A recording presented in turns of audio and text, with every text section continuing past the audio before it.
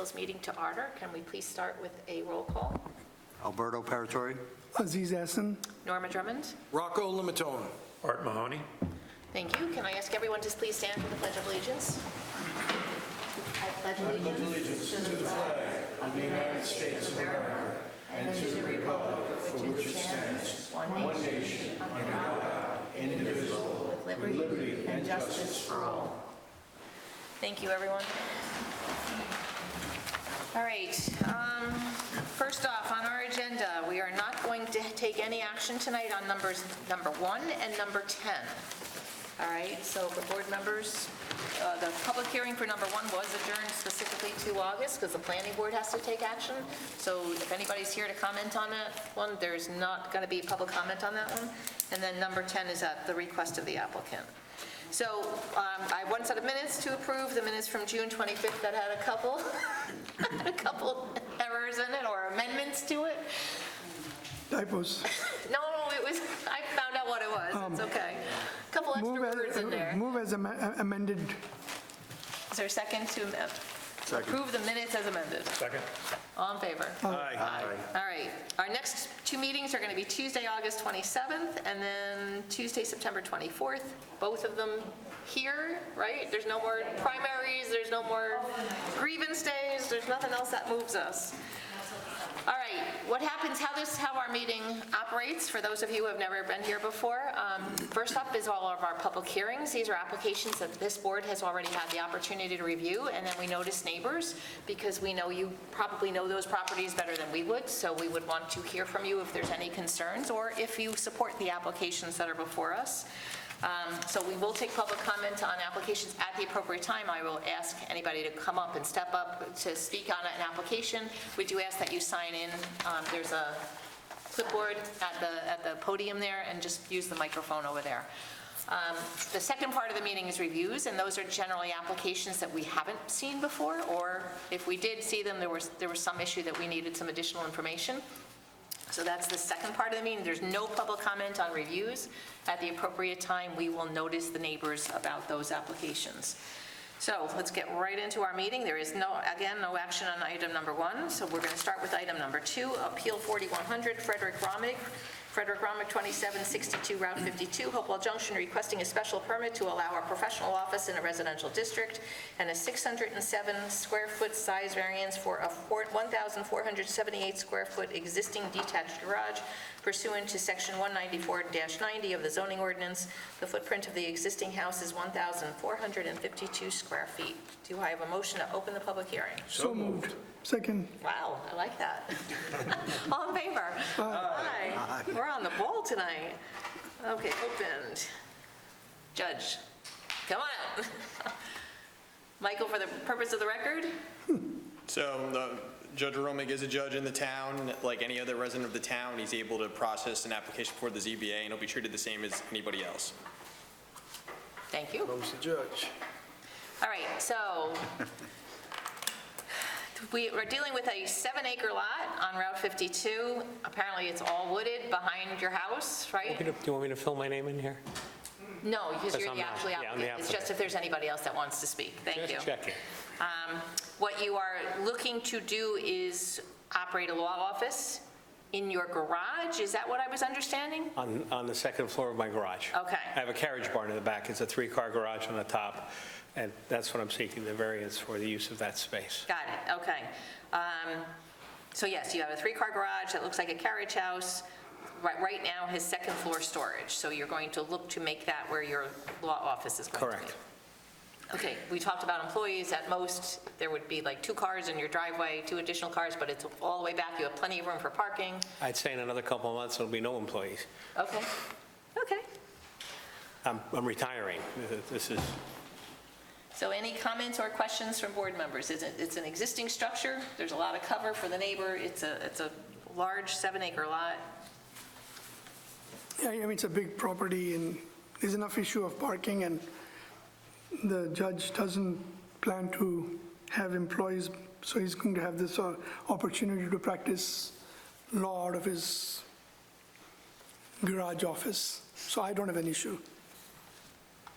There's, I'm good. We went over this last time. Okay. Everything looks in order. So is there anyone here who wishes to speak for or against the request from Frederick Romick, 2762 Route 52, Hopewell Junction, requesting a special permit to allow a professional office in a residential district and a 607 square foot size variance for an existing detached garage? Yes. So Judge, if you don't mind, we're going to ask you to step aside.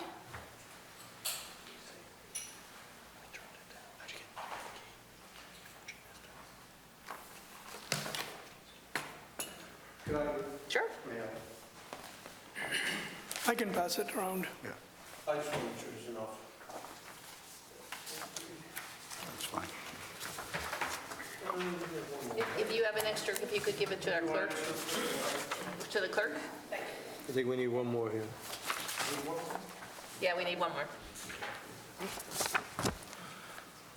I put this down so it would be easy for questions later that come up or Sure, if you don't mind though, if you could be at the microphone when you're speaking to us. Thank Sorry. you.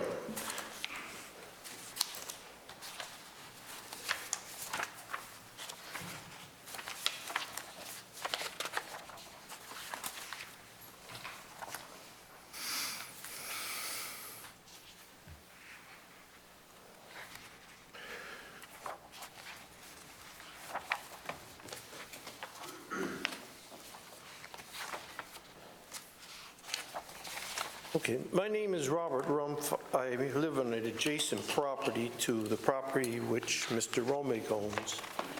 And the questions come up because we've owned that property since 1947, and it's about 13 and a half acres. And not myself, but my parents, and then myself, I purchased it. Now, when the people that lived there before Mr. Romig had 13 acres too, or a little bit more than 13 acres. And at that time, even in the town, there was not even allowed flag pole lots, Flag lots. where you have a lot going in 40 feet. So Mr. Reichelt went for years trying to get a subdivision for him and his son of these 13 acres. Eventually, he did get a subdivision, and I was there when they gave it to him. But they gave it to him with deed restrictions.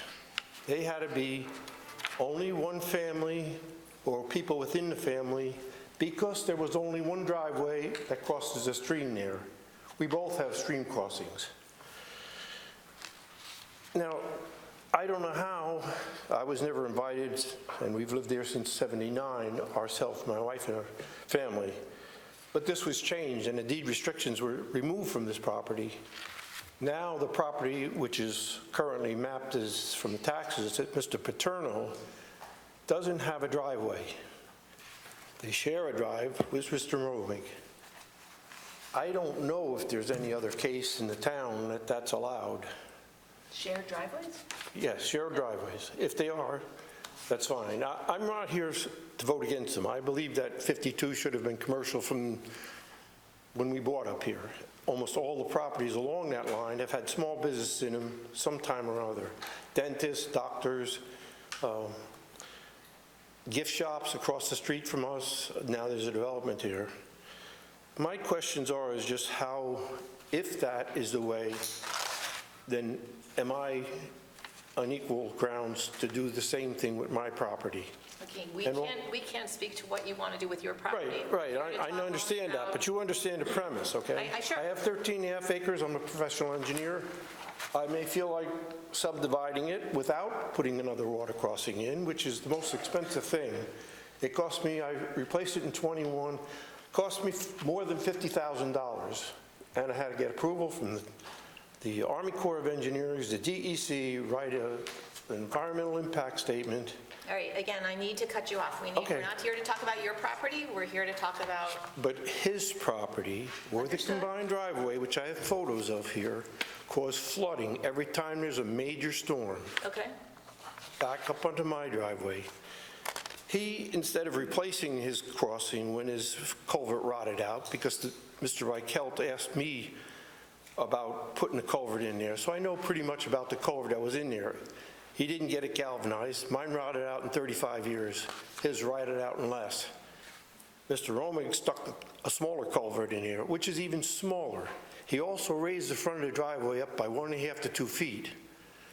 and he paved it, which is an improvement to his land, but the problem is, if you look at the photos in here, it's a giant dam.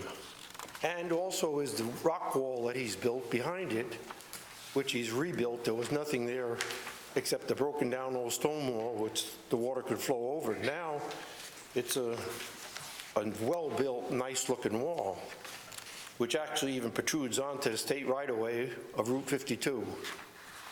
And even after the rain goes away, for weeks and weeks and weeks, he's trapped the water onto my land so it can't go out because of this driveway.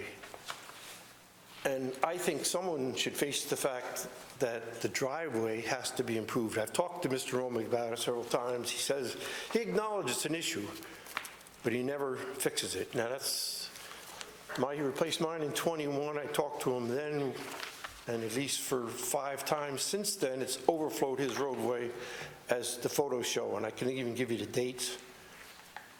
And when it overflows, it lasts for about 10 to 15 days, that flood water, before it goes down, because of the fact that there's no place for it to go except his dam and his culvert, which doesn't look in very good condition. Now, when I replaced mine, I was required to look at the fact that you have to have ambulances and fire trucks have to be able to service your house. I don't know if this crossing is acceptable for that, even if it is as it is. And I think, before we expand it and allow this man to put another office, which it could be one engineer now, he has 5 or 6 garages already. I don't know what you do with 5 or 6 garages, except you build, like some people around here have horse farms with barns on them, which businesses in them. And this is the same situation here. I knew the day he built the garages, it was not going to be for a garage, it was going to be for an office. And some of the questions I asked, like, is there going to be a bathroom in this office? If it is, then it has to have a new look at the septic system. And, the questions I put down here, I think, are pretty fair. And as I say in my most important question, if this can be done by Mr. Romig, who's a lawyer, who happens to be his town judge, then I guess I can do it as a professional engineer. Subdivide my property, do this, would increase my value of property at least by $200,000. I just want a fair... There's no proposed subdivision in this application. You would be able to apply under section 194-90 under the town code for a special permit for a professional office too. But we have a property with no driveway. Again, we're you say is not here acceptable. to talk about your property, but shared house, you are allowed. We're talking about the driveway. You're allowed a shared driveway with 3 houses, 3 lots on it. Okay, so if that helps you, Sure. the town code allows for up to 3 houses, 3 properties to share a driveway. Okay? That's it. I'm all for his So improvement. let me get to the other questions that you've raised here, because some of them may very well be relevant to the discussion and our review of the judge's application here. So if you don't mind, step aside so that we could ask the judge to come back up. So I guess the one question I have is, he's given us some pictures here of some pretty significant flooding. Does it actually, when the flooding occurs, is your driveway passable? It appears that it could be not. and It so wouldn't be a good idea to drive through it at its worst. So at such time. Ever since there was up on the mountain, there was a dam with a retention pond. Okay. Which used to control the water somewhat. And now it floods more regularly. With regard to the stone wall, the existing wall was rebuilt from the stone that was there. With regard to putting a smaller culvert in, that's simply untrue. The culvert that's in there is the culvert that was in there ever since I've owned the property. With regard to the bridge itself, the permit has been issued by the DEC to replace that bridge. I'm waiting for the contractor to take care of business. Okay.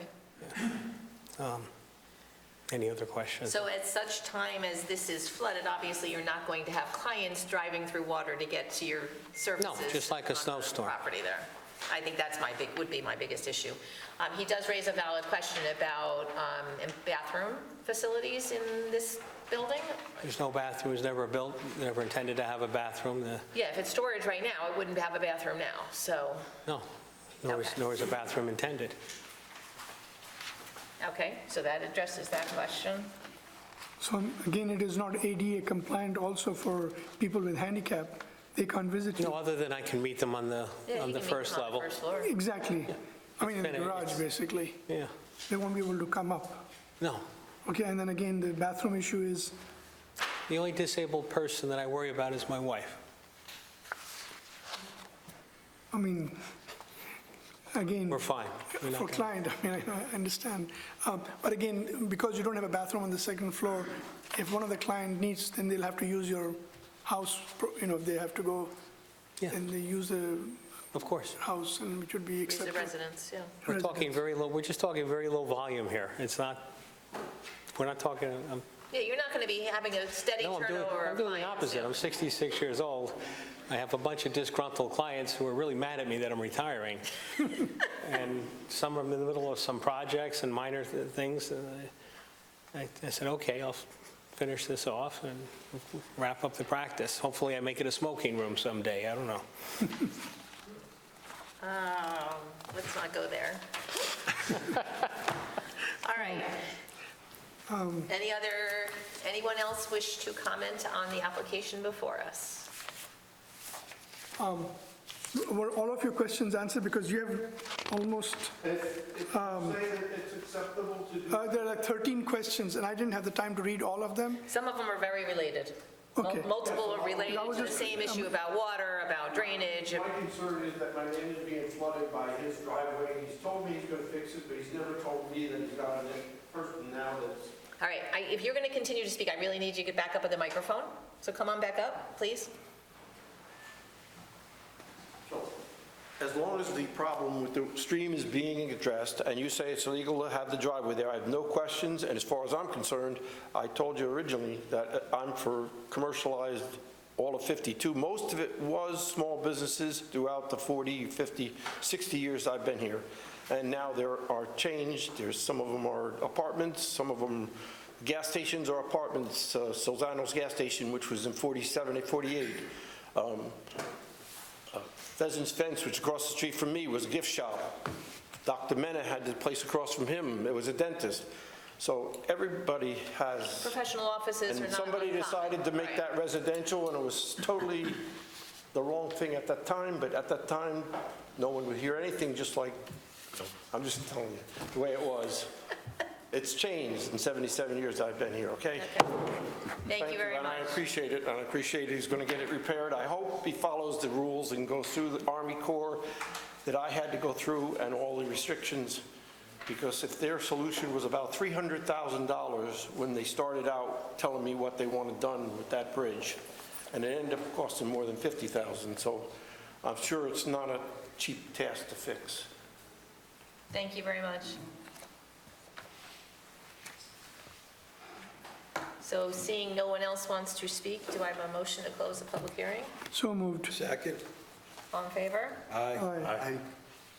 This is appeal number 4100. Applicant is Frederick Romig, requesting a special permit pursuant to section 194-90 of the Town Code to allow a professional office in a residential district, requesting a 607 square foot size variance from the requirements of section 194-107 of the Town Code for a 1,478 square foot existing detached garage.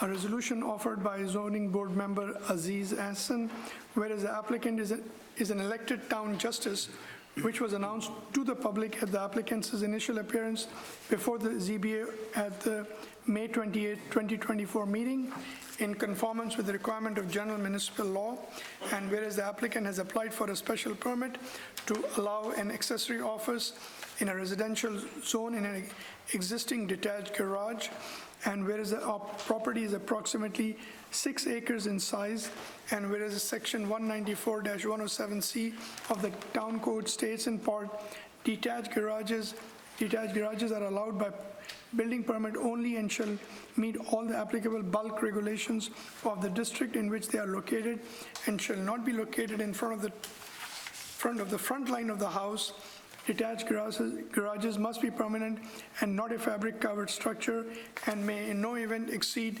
750 square foot or 60% of the square footage of the footprint of the principal structure, whichever is greater in size and 1.5 stories or 25 feet in height, and whereas the footprint of the existing house is 1,452 square foot, whereas 60% of the section or the size of the footprint is 871 square foot, which necessitated a variance of 607 square foot for the pre-existing detached garage.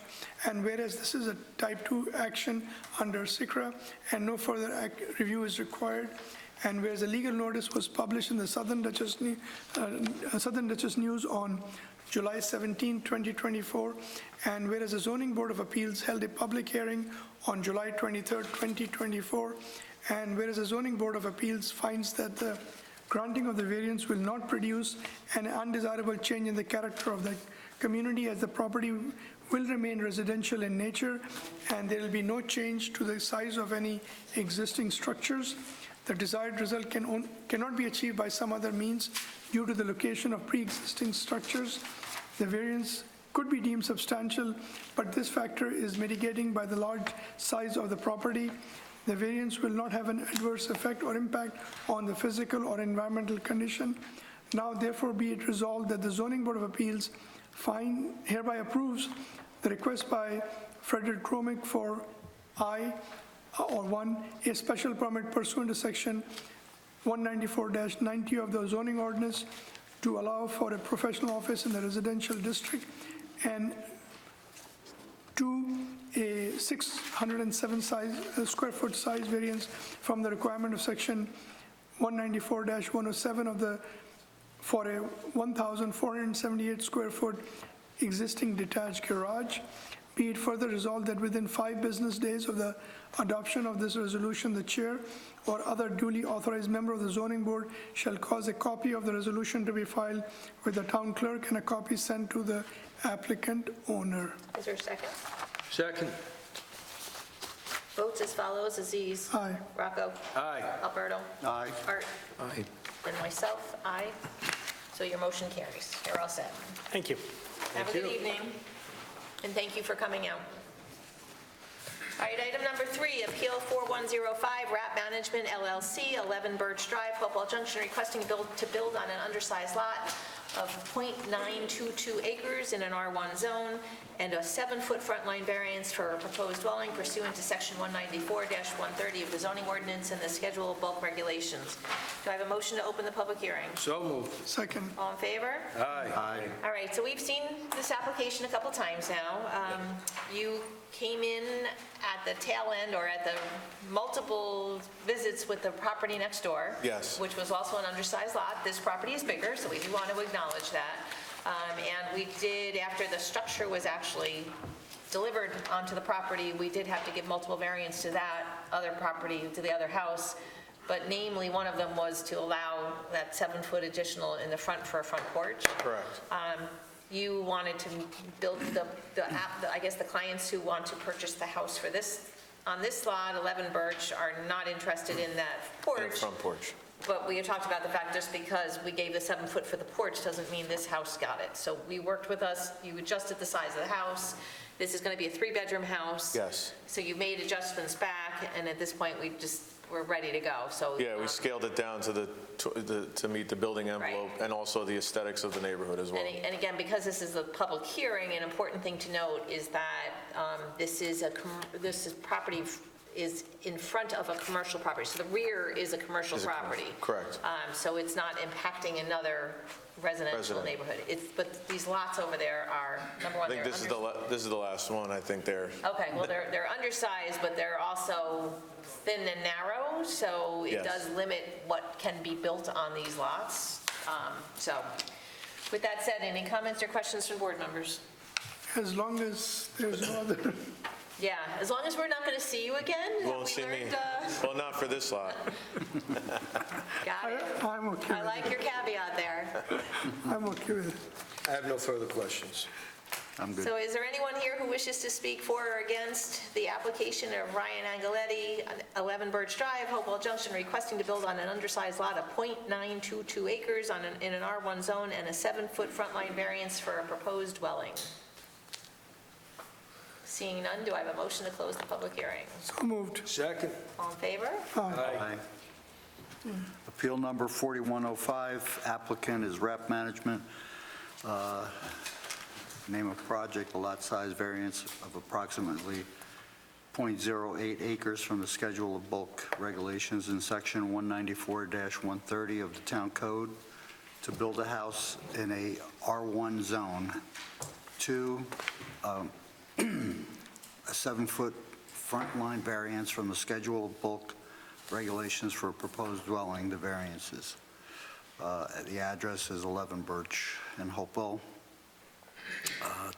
Tax number 635604584216, zoning R1. And a resolution offered by myself, Alberto Paratori. Whereas the applicant proposes to build a dwelling on a vacant residential lot, and whereas the property consists of a lot totaling approximately .922 acres in size, which is slightly undersized for R1 zone, and whereas the applicant worked to decrease the size of the house after its initial meeting with the ZBA, and whereas the rear of the property abuts a commercial use, and whereas this is a type 2 action under SECRA and no further review is required, and whereas the legal notice was published in the Southern Dutchess News on July 17, 2024, and whereas the Zoning Board of Appeals held a public hearing on July 23, 2024, and whereas the Zoning Board of Appeals finds that the granting of the variances will not produce an undesirable change in the character of the community, as the property will remain residential in nature. The desired result could be achieved by further decreasing the size of the house. The variances are not substantial. The variances will not have an adverse effect or impact on the physical or environmental conditions. Now therefore be it resolved that the Zoning Board of Appeals hereby approves the request by RAP Management for 1, a lot size variance of approximately .08 acres from the Schedule of Bulk Regulations in Section 194-130 of the Town Code to build a house in an R1 zone.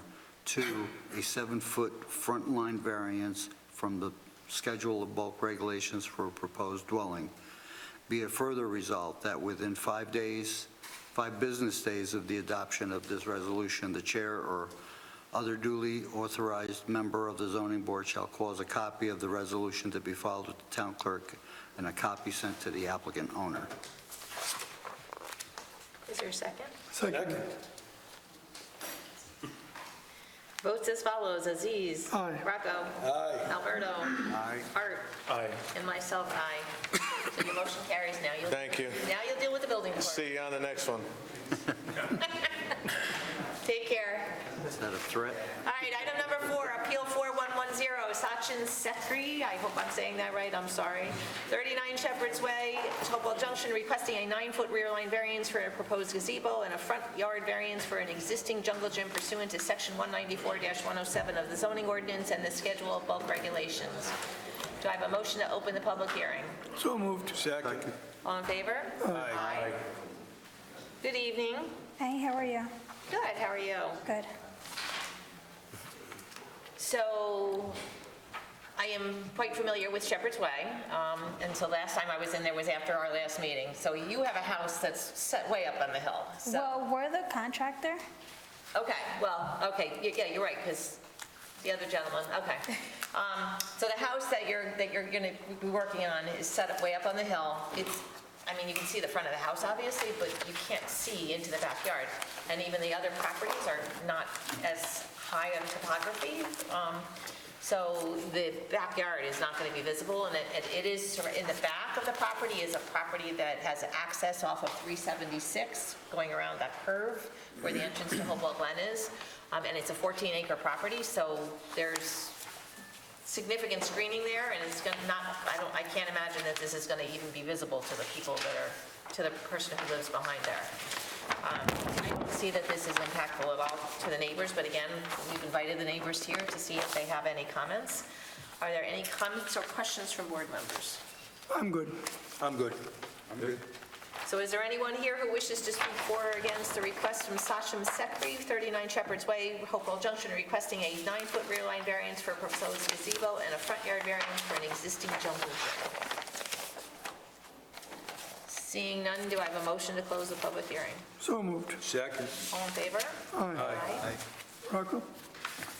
Appeal number 4110, applicant is Sachin Sekri.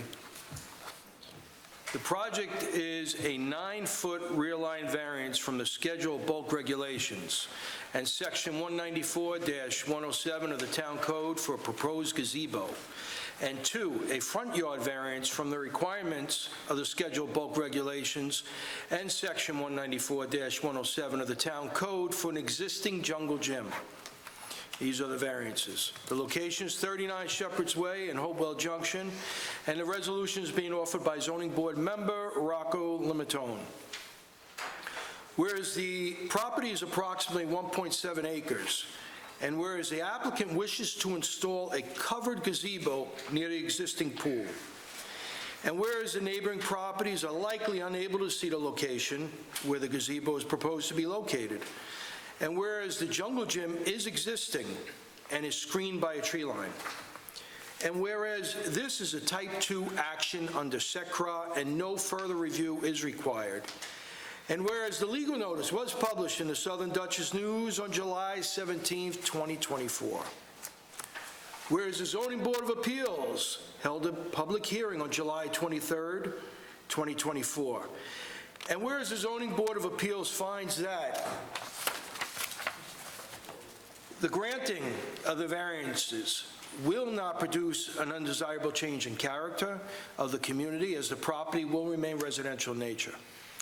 The desired result could not be achieved by other means. The variances are not substantial, given the size of the property. The variances will not have an adverse effect or impact on the physical or environmental conditions. Now therefore be it resolved that the Zoning Board of Appeals hereby approves the request by Sachin Sekri for 1, a 9-foot rear line variance from the Schedule of Bulk Regulations and Section 194-107 of the Town Code for a proposed gazebo, and 2, a front yard variance from the requirements of the Schedule of Bulk Regulations and Section 194-107 of the Town Code for an existing jungle gym. Be it further resolved that within 5 business days of the adoption of this resolution, the chair or other duly authorized member of the zoning board shall cause a copy of the resolution to be filed with the town clerk and a copy sent to the applicant owner. Is there a second? Second. Votes as follows: Aziz. Aye. Rocco. Aye. Alberto. Aye. Art. Aye. And myself, aye. Motion carries. You guys now deal with the building department, right, Matt? They got to close this out? Okay. All right, good. Thank you. Have a good night. Good one. Congratulations. All right, item number 5, Appeal 4111, Brian Cotkamp, 15 Carpenter Road, Hopewell Junction, requesting a front yard variance for a proposed 12-foot by 16-foot or 192-square-foot shed pursuant to Section 194 of the zoning ordinance and the Schedule of Bulk Regulations. Do I have a motion to open the public hearing? So moved. Second. All in favor? Aye. Good evening. How are you? Good. So I kept walking by your property wondering when your sign was going to go up, and it went right up on time. It's still there. Do you guys want it back? So you have one of those unique properties where if you actually put your shed where it belongs by code, it's going to be more impactful to your neighbor. You have a property where your house is set way back, it's very wooded in the front. We talked about how at our last meeting that you had removed a lot of the ash trees because they were diseased, they were dead. And so, you know, there's a little bit more visibility now in the front of your property, but really, your house is set quite 200 feet back. yeah, it's way back there. And so you're asking to put the shed in the front because that's going to work, it's going to be most usable. But honestly, if you put it in the back, it's going to be more visible because you have a creek behind you. The creek, you're on Carpenter Road, just up from Beekman Road, around that curve. So, and if you put it back where it belongs, it's going to, with the visibility with the creek and everything, it's going to be more impactful to the neighbors. So this is one of those circumstances where it makes sense to, at least in my mind, it makes sense. I'm one board member here. So questions or comments from board members? I have no comments. I'm good. So is there anyone here who wishes to speak for or against the request from Brian Cotcamp, 15 Carpenter Road, Hopewell Junction, requesting a front yard variance for a proposed 12-foot by 16-foot, 192 square foot shed? Seeing none, do I have a motion to close the public hearing? So moved. Second. All in favor? Aye. Art? Appeal number 4111, applicant Brian Cotcamp. Project is a front yard variance from requirement of section 194-107 of the town code and the schedule of bulk regulations for a proposed 12 by 16, 192 square foot shed. Location at 15 Carpenter Road, Hopewell Junction. Resolution offered by zoning board member Art Mahoney. Whereas the property is approximately 1.6 acres in size with significant front yard depth, and whereas the house is barely visible from the road, and whereas the proposed shed would be more impactful to neighbors if it was placed in a location that would comply with the town code, and whereas this is a type 2 action under SECRA and no further review is required, and whereas the legal notice was published in the Southern Dutchess News on July 17th, 2024, and whereas the Zoning Board of Appeals held a public hearing on July 23rd, 2024, and whereas the Zoning Board of Appeals finds that the granting of the variance will not produce an undesirable change in the character of the community, as the property will remain residential in nature. The desired result could be achieved by other means more impactful to the neighbors, so the proposed location is superior. The variance is not substantial given the size of the property. The variance will not have an adverse effect or impact on the physical or environmental conditions. Now therefore be it resolved that the Zoning Board of Appeals hereby approves the request by Brian Cotcamp for a front yard variance from the requirements of section 194-107 of the town code and the schedule of bulk regulations for a proposed 12 by 16, 192 square foot shed. Be it further resolved that within 5 business days of the adoption of this resolution, the chair or other duly authorized member of the zoning board shall cause a copy of the resolution to be filed with the town clerk and a copy sent to the applicant owner. Is there a second? Second. Votes as follows: Aziz. Aye. Rocco. Aye. Alberto. Aye. Art. Aye. And myself, aye. Your motion carries. You're all set. You can take your sign So down. now can we go right to the board, the building building department to get our permit? Yep. Great. All right. Thank you. Have a good night. Good night. Item number 6, Appeal 4112, Michael Malinelli, 8 Sunflower Court, Hopewell Junction, requesting a 13-foot side yard variance for a proposed 28-foot by 28 or 784 square foot, 1.5-story detached garage pursuant to the schedule of bulk regulations. Do I have a motion to open the public hearing? So moved. Second. All in favor? Aye. Aye. Hello. Good evening. How you doing? Good, how are you? Good. So, last time we talked about this, there's a pool and a shed and a gas line in the rear Yes. yard that make it, and the driveway's on the left side of the Yep. house, which is why it makes it ideal for it to be on this side, but there are actual obstructions that Yes. prohibit it going where it, by code, should go. Right. So again, that's sort of the stuff we have to get on the record so people understand we did review this. There is a reason, there's a, why we're looking at this. There's a storage only on the second story, or a half floor on the second Yeah, story. it's just. But there are the boxes. stairs to get up there, right? Pull down. Yeah, Yep. okay.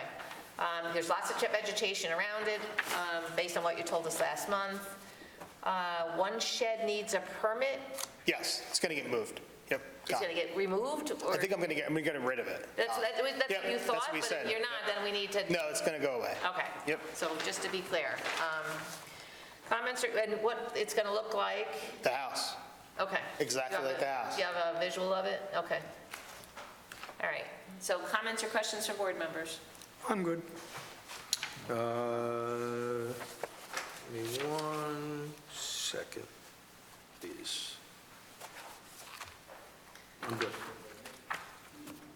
Matt, are you dealing with these other issues like the AC units, I think, did you come in for the AC yet?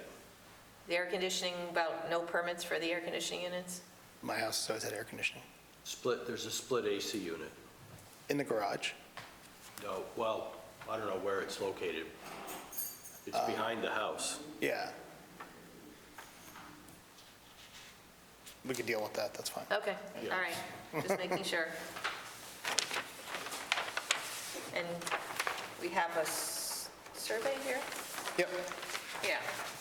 Yep. Matt, just to be sure, you know, there is a survey here. Yeah. And the plans are signed by the architect as well. and everything. Okay. All right, so any comments of board members? I'm good. Okay. Is there anyone here who wishes to speak for or against the request from Michael Malinelli, 8 Sunflower Court, Hopewell Junction, requesting a 13-foot side yard variance for a proposed 28-foot by 28 or 784 square foot, 1.5-story detached garage? That's a lot to say. Seeing none, do I have a motion to close the public hearing? So moved. Second. All in favor? Aye. Aye.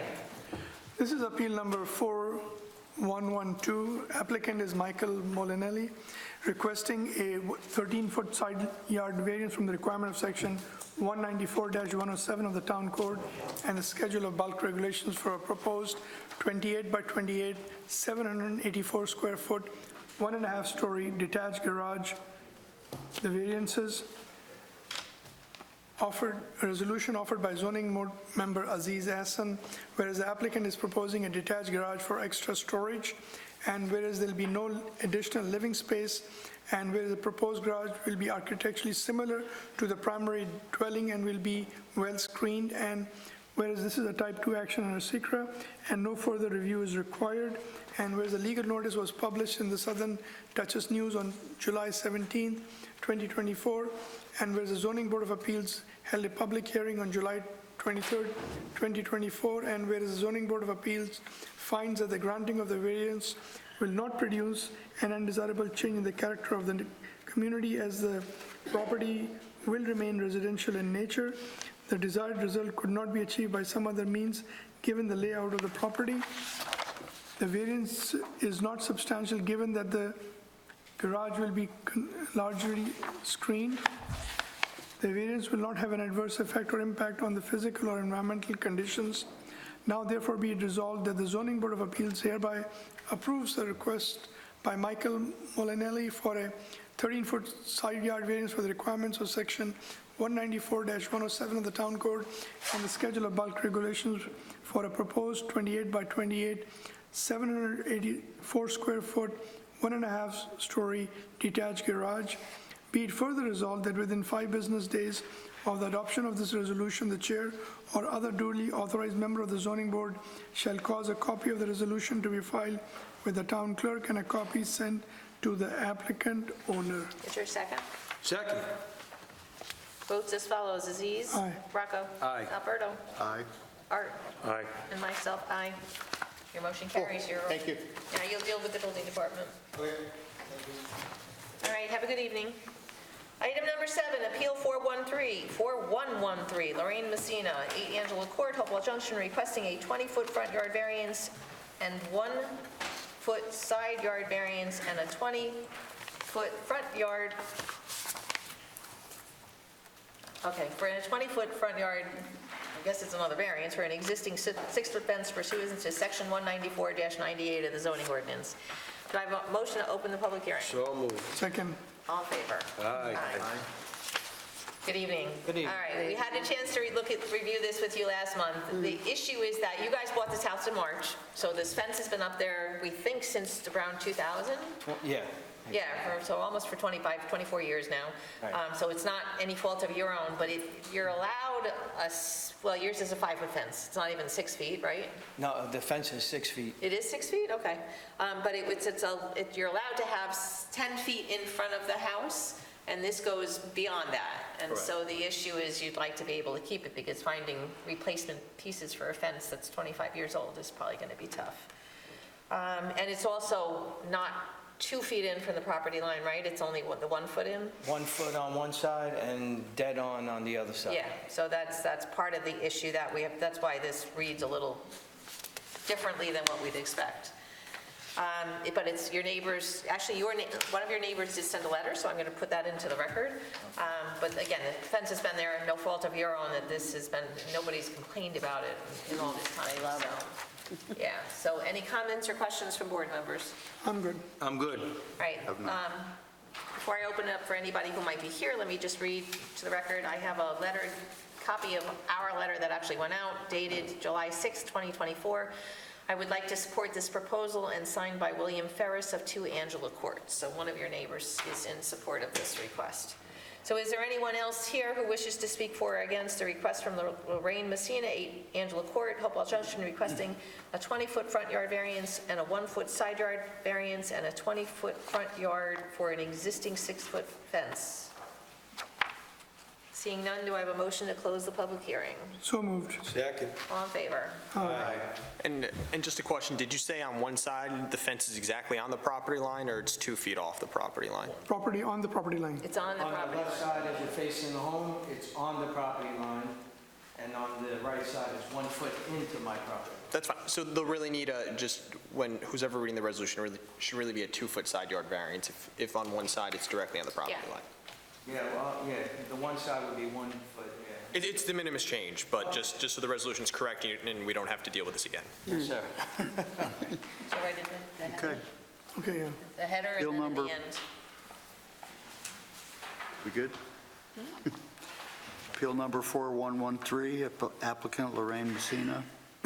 Project is a 20-foot front yard variance and a 2-foot side yard variance from the requirements of section 194-98 of the town code for an existing 6-foot fence, the variances. Locations, 8 Angela Court, Hopewell Junction, tax number, map number 645702, 635783, R1 zoning, and resolution offered by Alberto Paratori. Whereas the applicant purchased the property in March of 2024 with the existing fence, and whereas the pre-existing fence was installed in 2000 and remains in very good condition, and whereas this is a type 2 action under SECRA, no further review is required, and whereas the legal notice was published in the Southern Dutchess News on July 17, 2024, and whereas the Zoning Board of Appeals held a public hearing on July 23, 2024, and whereas the Zoning Board of Appeals finds that the granting of the variances will not produce an undesirable change in the character of the community, as the property will remain residential in nature. The desired result could not be achieved by some other means, given the fence is already existing. The variances are not substantial. The variances will not have an adverse effect or impact on the physical and environmental conditions. Now therefore be it resolved that the Zoning Board of Appeals, whereas hereby approves the request by Lorraine Messina for a 20-foot front yard variance and a 2-foot side yard variance from the requirements of section 194-98 of the town code for an existing 6-foot fence. Be it further resolved that within 5 business days of the adoption of this resolution, the chair or other duly authorized member of the zoning board shall cause a copy of the resolution to be filed with the town clerk and a copy sent to the applicant owner. Is there a second? Second. Votes as follows: Aziz. Aye. Rocco. Aye. Alberto. Aye. Art. Aye. And myself, aye. So your motion carries. You guys are all set. Good question. Being that it was an as-built, do we have to go to permitting, or is it? It'll all get issued. I'll just take Thank you very But there much. is a floodplain issue he's got to deal with, right? floodplain. I don't think at this one, was there? There was a flood plan for black, He needs a floodplain. For the black fence. the black. Okay, got it. And I have that This was application. existing. Got it. Good, have a good night, thank you. Have a good night. All right, 2 more public hearings.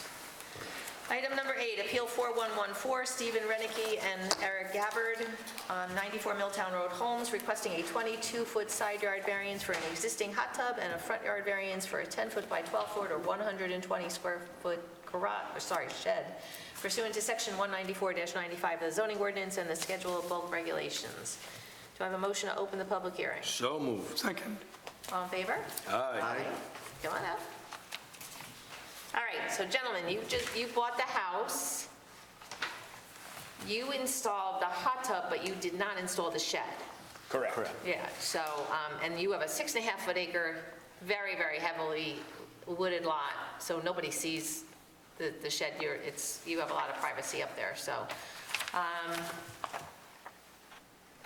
yeah, so I don't think we had any concerns last month, but we needed to give your neighbors a chance to speak. So are there any comments or questions from board members? I'm good. None. I'm good.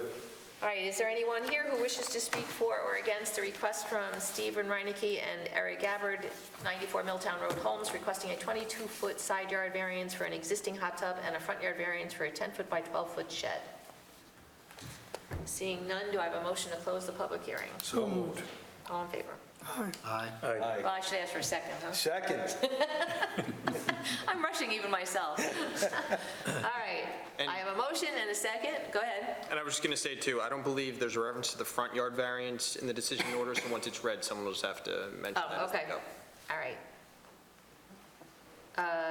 So I have a motion and a second. All in favor? Aye. Aye. So the public hearing is closed. And Aziz, you want to read the? Rocco's going to read. Yep. Okay. Appeal number 4114, the applicant is Stephen Reinecke and Eric Gabbard. Project is a 22-foot side yard variance from the requirements of Section 194-95 of the Town Code and the Schedule of Bulk Regulations for an existing hot tub. And a front And a yard front- and a variance for shed. an existing shed. And a shed in the front of the property. Property location is 94 Milltown Road in Holmes. Resolution offered by Zoning Board Member Rocco Limatone. Whereas the property is approximately 6.2 acres in size, but the lot is relatively narrow. And whereas the applicants installed the hot tub 4 years ago, but recently determined that they needed a permit as part of a different project. And whereas the hot tub is well screened from the neighbors. And whereas this is a type 2 action under SECRA and no further review is required. And whereas the legal notice was published in the Southern Dutchess News on July 17th of 2024. And whereas the Zoning Board of Appeals held a public hearing on July 23rd, 2024. And whereas the Zoning Board of Appeals finds that the granting of the variance will not produce an undesirable change in the character of the community, as the property will remain residential in nature. The desired result could be achieved by some other means, but it is well screened. The variance could be deemed substantial. The variance will not have an adverse effect or impact on the physical or environmental conditions. Now therefore be it resolved that the Zoning Board of Appeals hereby approves the request by Stephen Reinecke and Eric Gabbard for a 22-foot sideline variance from the requirements of Section 194-95 of the Town Code and the Schedule of Bulk Regulations for an existing hot tub and a shed in the front yard. Front yard variance for an existing shed. Front yard variance for an existing shed. Thank you. Be it further resolved that within 5 business days of the adoption of this resolution, the chair or other duly authorized member of the zoning board shall cause a copy of the resolution to be filed with the town clerk and a copy sent to the applicant owner. Is there a second? Second. Votes as follows: Aziz. Aye. Rocco. Aye. Alberto. Aye. Art. Aye. And myself, aye. Your motion carries. You guys are all set. Congratulations. Very much.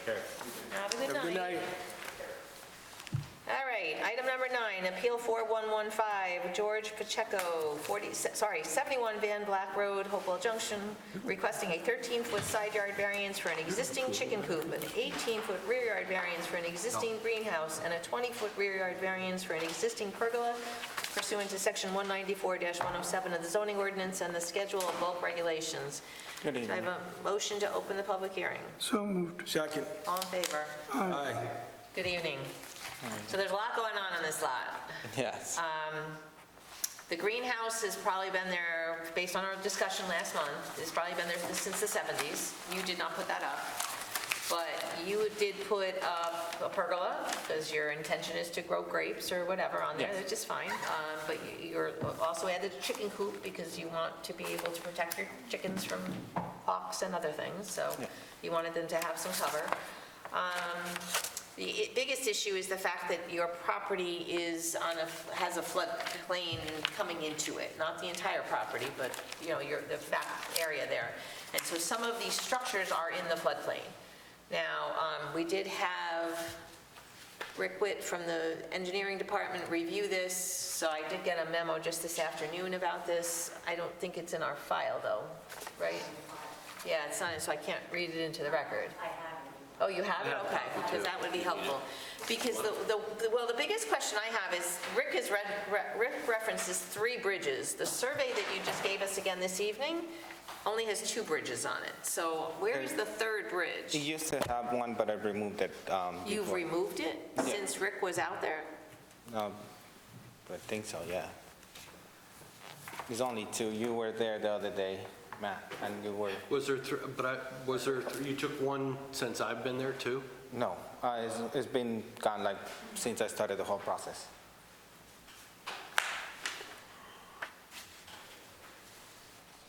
Since I did the survey shows only 2. Where I have the corn hill, that's where it used to be. How large I'm is your property? confused. 1 acre. Because Rick's calling out 3. I know, Rick. Based on an inspection on July 17th.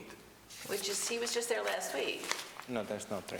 All right, let me read Rick's letter, because the other board members do not have this, and I just got it this afternoon. So, all right, so this is coming from Rick Wood, who is the town's floodplain administrator. This office was requested to visit the above captioned parcel in regard to disturbance within the floodplain. Please see our findings below. Photos taken during the site visit follow. Approximately 60% of the property is within the Special Flood Hazard Area, SFHA, or 100-year floodplain. See the following flood area map. The rear property line is approximately 220 linear feet from the mapped New York State designated wetland. The homeowner has constructed several structures within the SFHA, including a swing and play set, arbors, footbridges, chicken coops, etc. It could not be confirmed if large amounts of fill were imported onto the site and placed within the SFHA. 3 timber footbridges were constructed over a stream-shaped pond with several reaches. The pond appears to have been excavated by the homeowner and does not appear to have an outlet. The pond may be stagnating as the waters are still. 2 white PVC pipes were observed outletting into the pond. The pipes were not flowing during the site visit, and the source of the flow could not be determined. Outside of the requirement for a floodplain development permit to perform the excavation, there appears to be no detrimental impacts from the pond to the floodplain. The footbridges were observed to be anchored to the ground with ground anchors and chains. See photos 13 and 14. Wood bark mulch was observed to have been placed on a large portion of the property as a soil stabilizer. Photo 12 illustrates that the depth of the mulch is minimal and has little impact on the floodplain. A floodplain development permit should be applied for the disturbance resulting from the introduction of the structures and mulch and the excavation of the pond. So, and then from here, he includes several photos, including pictures of the bridges, which were not what I was picturing. These are more substantial bridges than, hold on, well, I was just picturing a little footbridge for somebody to step over the creek there. So let them look on this side and then I'll pass it over there. So anyway, so let's talk, because this is all new information. We did not have this when we met with you last month. Have you brought any fill into this property? I put wood chips on top because it gets a little bit wet in the back, so I can step on it and the dogs can just run. Okay, but you made a pond. You created a pond somehow. It was there since all along. I just clean it every year. like take it out, all the leaves and everything. Okay. Like now it's a little bit dry, so I might go with my boots and just try to dig it out a little bit so Okay. the water flows towards Where the does back. the water come from? Because he said he saw pipes, but he didn't see where it was coming from. The driveway, the garage used to like basically flood when it rains too much, so I did like a little trench in front of the garage because it kind of, the driveway goes into the garage. Okay. So I did a little trench and put it towards the back since it's all gone that way. And the same thing from the garage because it gets flooded when it rains extremely too much. So I put in something in there, so it had like already something in there in the past. I just redid it. Okay. It already had the hole in the garage and the concrete and everything.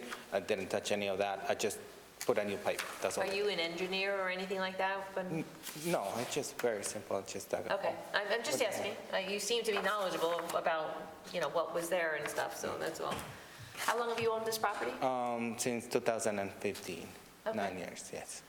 All right, so And what we have to worry about when we're dealing with the floodplain and when it does flood, if structures are not anchored in the ground, they actually can become weapons. They can actually move with a force of water, and so that's why we have to be careful that anything you put in a floodplain is solidly anchored and it will stay in place. yes, So Rick's comment is that the structures that you have put in there appear to be anchored, and so he's Yes. given us pictures. he asked me to anchor them down. And I kind of know what he's referring to now, thinking about it, about the third bridge, the pergola that you're talking about. It's over the little thing that the water goes through. The stream, It's or over a stream. like a swale or whatever? Swale. Okay. True. Yeah. Okay. So it might be 3? Yeah, well, the pergola that's what it is. Gotcha. So that's, Oh, yeah. okay, so like the way to get into the pergola is probably, Like the pergola right on top of that, okay, yes. so maybe that's the third bridge. Yes, that's what probably he's referring Okay. to. All right. So you didn't excavate for the pond? No. It was already there. You did bring in mulch, but you did not bring in any other fill? No. It's- Okay, he said the mulch was minimal, so again, that's not going to damage the floodplain by introducing something. I guess my biggest issue is the bridge that's on the property line. If you need me to take it down, I really don't. I really have a Well, problem. it's just been, you've If kind the of been bridge doesn't wondering, go it's a bridge to anywhere. nowhere, right? Yeah, it really doesn't go anywhere. Yeah, just to cross from one side to the other, and then I just walk around, that's all it is. But the fence is right there, like the Yeah. property line fence Right. or something. Yes. That's what she was thinking about, because it literally goes from the property to the property line. Yeah. It's the one in the back right corner. Right, in the back corner. And then just go around, so it's like kind of, it has like, this side is like railing, and this side does not have railing because I can walk that way. I mean, what you explained to us last month was that you installed these footbridges for the ability to use your property and to be able to get around a little bit Yes. better. But I just have great difficulty understanding why you need a footbridge right at the border of your property. So again, you guys can take a look at the pictures here. These are, The one you're talking about, Norma, is in photo, like, It's this one. 11, yeah, that has the, 11 and 10. Just ends. right, it just stops, but then you can see I guess the way they're anchored in. So those are Yeah, I mean, it just, see that. so I guess the two bridges are clearly identified in the survey that was done on April 1st, 2024. And I guess the pergola is The third bridge. Correct. quote unquote the third bridge. So he's calling it a pergola, but So if he removes this one, then at least the others, one of them, we now, with this new survey that you got, we can see that the one is 3 feet in from the property line. yes, When did you put that bridge in? A long time ago, when the roof came down, the trees came down in my house, I had to do something with it, so I just Okay, built that. so you actually use the existing wood from your Yeah. own trees, okay. yeah. Comments or questions from board members? So you are okay with taking the bridge that is at the very corner If you away. need me to, yes, I would do it. Yeah. I mean, you have to just go into your property and then reverse back. It's just because I can walk to the end of the property line, and then because the little structure for the water is like 3-4 feet into my property, so I can go all the way to the property line and just go around. That's all it is. It's just so I can walk around, and the dogs still can just run around.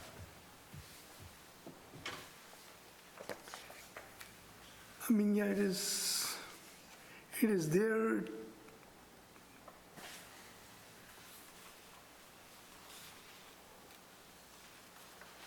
It's there, it's anchored. If you get rid of that bridge, does it create a condition for the dogs where they could fall into a stream?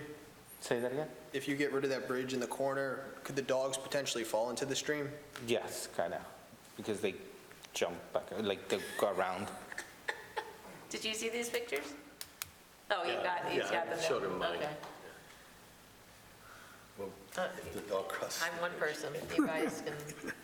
I don't know. Rocco, I mean, it appears that you've done a good job, that the structures that you've built are nice, very nice looking structures. I don't know from an engineering and building permitting perspective, if anybody's reviewed any of this stuff. We've never even issued permits on that type of a structure. Right. It's just but it is more substantial than what we may have thought at first. Right. When we thought of footbridges, you know? That's what I'm Yeah, saying, it's nice. they're nicely done, and Yeah. nicely crafted, but I don't know structurally that anybody has had, It's considered a structure.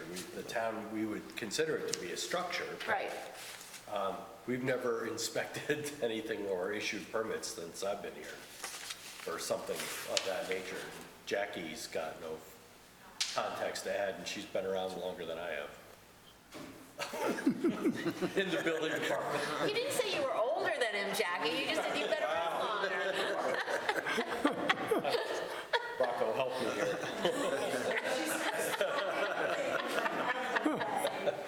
All right, Mr. Pacheco, could you get an architect or an engineer to evaluate the structures? I think it will cost me a little bit too much to the purpose. Like, you know, I don't know how much an engineer will charge per hour just for one bridge. So the only reason I bring that up is I think you've heard the board is mixed about allowing you to keep the bridge in the back. They may or may not grant something like that. But I think they would maybe be more open if you could prove that the bridge is structurally sound and anchored Right. in correctly. So it's up to you. it's If a you don't wanna nice do looking that. bridge, If you don't want to do like that, but it's totally your right. But I'm just giving you, I'm offering that in case it's something. nice doesn't mean it's going to stay standing when, you know, It's anchored down. I don't know if that helps. I know, but structurally, how much weight can it handle? Yeah, the Oh, it's problem just is, for me and the puppies. yeah, the problem is if one of the guests gets injured or there's a flood that comes through, creates a problem, then, you know, again, we have to make sure it's structurally safe and sound. So for example, somebody's putting a shed or a garage, they have to meet a certain requirement. Right. You have done it on your own and looks good, it does what it's supposed to do, and it is anchored, but we don't know much beyond that. So, But did you say that there was no ordinance for that type of structure? No, we would consider it a structure. Town code would. The bridge would be consider it a considered a structure? Yes. Okay. We've never issued permits for that, but Michael and I will tell you that structures do have to be permitted. We consider it an accessory structure. If we go down the route of requiring a permit for these, that's one of the things that we're going to be asking is, how is it built? We're not going to be able to inspect this pursuant to any type of guidelines or anything that's in the code, other than to ask for the same kind of information that Michael just asked for. Right. We'd be asking, when somebody builds something and it's pre-existing and it didn't come with plans or designs or any information on what it can withstand for weight and everything else, we would ask for engineered drawings or a letter from an engineer at least, just evaluating what's there in order to be able to issue a permit. So that's the dilemma that we have is, again, it looks nice, it doesn't mean that it's structurally sound. And for the town to acknowledge this and give you a certificate of completion or a CC for an accessory structure, which is what it is, the bridge, they need to see, somebody has to sign off that it is structurally sound. Okay, Not just anchored, but structurally sound. okay. So you've got over one hurdle because the floodplain administrator has said it's anchored, it should be okay in the floodplain, but, He will grant a floodplain permit. right. So. But you still need the building permit itself and the certificate of completion for the accessory structure. Right. So you have some work to do. If I was to remove the bridge that you, the end bridge. Well, would that's that- just one less bridge you have to certify. Otherwise, you have to certify the other bridge, though, still. Oh, yeah, you have to do the, Any bridge you want to keep, you have to get an engineer to certify that it's structurally sound. Okay, yeah, because the thing is, we don't know whether, 250-pound person can walk that bridge. We don't know yet. Somebody's heavy and walks and falls. Sorry. Yeah, Because it's not just, remember, it's not just you, it's the next user of this property, or it's a visitor to this property. So it's not just you as the owner of this property, but you're asking us to approve a structure that's going to be there for some amount of time. So we need to be sure that future use of this, it is structurally sound. okay. Even the pergola? pergola is above the ground, I mean, I guess, Well, the pergola has a bridge oh, that was, okay. that crosses the pond. Okay, yeah, so same thing, yeah. So all three Same thing. structures, yeah. Yeah, because somebody's going to stand on it. I guess I'll have to remove them because I don't know how much an engineer will cost and I'm already spending so much money for this.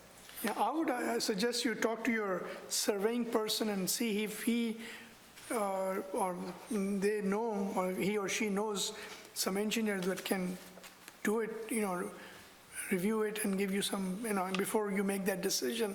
So I would ask for that we continue this public hearing and, because you've already spent so much time and money, to come back next month or 2 months from now with some additional information. If you want to abandon it, this application, fine, but you have, because you've already taken it so far, and we are in a public hearing right now, I would suggest talking to Johnson Surveying and asking for help. Okay. Well, I think maybe your George, I was just going to add, I would think that we just need a letter. We don't need plans or anything formally drawn up. They should be able to come out, take a look at it, evaluate it, draw up a quick letter for you. So, yeah, I'm hopeful that it wouldn't be something Yeah. too expensive. Or maybe even start with a local contractor and have him come out and just take a look at it. Plenty of contractors in town. I think that would be somewhere where you can cut your costs Right. Yeah, and get a fair assessment of it, that possibly the town would accept something like that. The word or letter of a qualified contractor.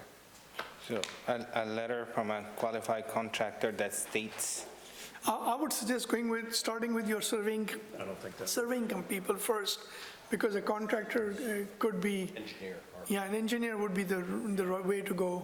yeah, engineer, architect. Engineer, architect, anybody who can do stress tests. I think your A licensed contractor could give you an idea of whether or Yeah. not it could pass or not, pass that Correct. muster. That's what I mean. But that letter isn't something we could rely on to issue a CC. Right, a letter would have to come from an engineer, but your first step, I think, would be a contractor, let him come out, look at it, and then he could point you in the right direction as far as an engineer, because they work with engineers all the time. And, and I'm sorry, what does the letter have to say that is, I would suggest you meet with the Yeah, we'll- building department tomorrow. just because I forget about Yeah, Let's call each other. yeah, yes. So I'd say, yeah, the building department will help you with that. Hold on, Art has a, Two other issues I see here, not so much the structure, but the way it's anchored. okay, That engineer would have to also certify the way it's anchored. I just see chains attached to something. oh, it's to the trees that hold in the bottom. sorry, I didn't hear you. It's, It's the trees that are gone at the bottom of the wood. The roots? No, the trees, What are the chains attached to? to the, George, you screwed something into the ground, yes, and then that is anchored to that. This is the same way that That is Mr. anchored to Witt that. told him to anchor the other structures on the property. Yeah, because a flood could take that right out. Yeah, there's a lot more weight to a bridge Yeah. than maybe a chicken coop. And then the bridge shows it's only 3 feet from the sideline, which is not on here. Right, so we We're not haven't addressing advertised that. it as for a variance or anything like that, so. Right, that will need an additional That variance. has to be added, okay. All right. So we're not going to close this out tonight, because again, we just got the letter from the floodplain administrator this afternoon, so we're just still getting new information here. This has to go back to Jackie for the file. So do I have a motion? No, go ahead. Again, I would say just, we see if anybody's here from the Oh, yeah, sorry, we didn't go there. Got it. Is there anyone here who wishes to speak for or against the request from George Pacheco, 71 Van Black Road, Hopewell Junction, requesting a 13-foot side yard variance for an existing chicken coop, an 18-foot rear yard variance for an existing greenhouse, and a 20-foot rear yard variance for an existing pergola? All right, so seeing none, okay, but again, Art brought up a good point, because the 3-foot variance for the bridge. Has to be added. Has to be added. So, Michael, is that considered minimum, variance for the 3-foot, because it's not advertised as such, 3 feet for, for one of the bridges? Right here, it's 3 feet from the sideline. And it doesn't, Because it's an accessory structure. it's an accessory structure, so it would have to meet whatever. so do we need to re-advertise, or do we just add it to this? You don't have to re-advertise. We You keep it in did public. discuss it with the review last month, and tonight we have discussed it, so Okay, so let's just make sure it's there in Yeah, it next just, meeting. it needs to get added Added. for next month, and then make sure any resolution that it's Okay, addressed. so I make a motion to adjourn this public hearing. To say that motion again, please? Aziz has made a motion to adjourn the public hearing to next month. Second. All in favor? Aye. Aye. Perfect. All right, so we'll see you again next month. Thank you. George, what you need to do is change the date on your sign so it reflects the August meeting date. Okay? August. August, Who knows? what August else? 27th. Thank you. Yeah, but again, if you, We should know that. if you can't get everything done, just call up the zoning office Yeah, just let Jackie know. and say, just move it to September. I'm gonna see if I can get the engine, I'm gonna call tomorrow, make the calls tomorrow, and I will let you know, Jack. Yep. Yeah, so this way we don't, put you on the agenda, and then, so if you want to move it by a month, fine. So you have the option. Okay, great. Thank you. Thank you so much. See you next Thank you. month. Take care. All right, as I mentioned at the beginning of the meeting, there is no item number 10 this evening, so we're going right to item number 11. We are now in reviews, by the way, no more public hearings this evening, so no more public comment. Item number 11, Appeal 4116, Edrix Fontanilla, and I don't want to say this wrong. You can just say 46 Harrigan Road. It's fine. Okay, 46 Harrigan Road, Hopewell Junction, requesting a 2-foot sideline variance for a proposed 600-square-foot deck pursuant to Section 194 and the Schedule of Bulk Regulations. Hi. How do you say that? Yeah, it's Edrix, and then I call her Joy. Joy. I actually just call her Joy, but I think that's her formal name, so I'm not going to botch it up here either. But I'm the architect. I'm Annie Menace from Garrison Foundry, and we're here tonight. We actually started working on this project about 2.5 years ago. We've had a couple different hurdles. Oh, yes, this is Harrigan Road. Okay. Yeah, so hopefully now we're at the point where we do have a side deck that the kitchen opens onto, and the existing side yard is 25 feet, and I think with the updated survey, the corner of it is at like 23. All right, so let's start from the beginning. Yeah, There's a house that nobody's been living in for a while now. that's right. Property maintenance has been a problem for years. Yes. Has that been addressed? Yeah, I mean, I haven't been there in a while, but they, This is growing season, so July 5th, I was there, it's still, it's very, okay, I'll get them to mow. there's Yeah. violations. This board really should not be dealing with an application. But I recognize it's important. Are there violations? Needs our attention. Oh, okay, I wasn't aware of that, I'm sorry. So I will speak with them about whatever. Can I get a copy of those violations? I'm not sure what's, what. Go to the building department and they can Okay, show you what. sure. Is it it's the mowing or? Property maintenance. it's, yeah, mostly mowing. I mean, it's still not being taken care of. I don't have copies of the old violations. There's some from 2019 Okay, that remain open. There's Yep. rotting wood and the condition of the exterior of the building, yeah, I mean, of the shed. I think it's partly, I'll speak with the clients. I know when we did the survey, we had, I did speak with them about the mowing. I wasn't aware of the violations, but I think that we have been kind of in this architectural building department limbo a little bit. It's a pretty significant renovation that we're going to be doing and hopefully greatly improving the look of this property. Why is it a significant renovation? And why is the house not livable as it is? It's You don't have to lean Sure. closely. It's I would I don't call want it you to do an that. architectural makeover. You know, they love the site, they love this house. They see potential in it, and we, like, again, I don't know if we reviewed the architectural plans, but we're going to be basically keeping the footprint of the house, but renovating it kind of top to bottom, changing the look of it, and making it a nice place that neighbors can enjoy also, and the clients will live in. But we've been, hoping to, I think our original application was in 2020, maybe.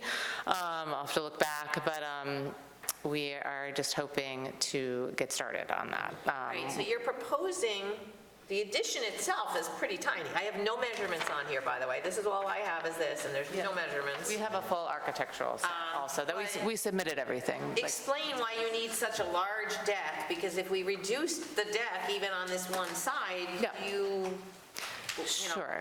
I don't know. we could eliminate a variance.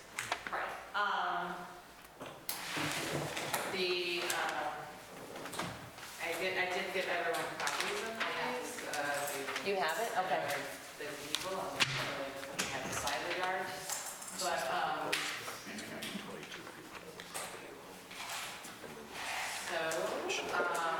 Deck reps, right?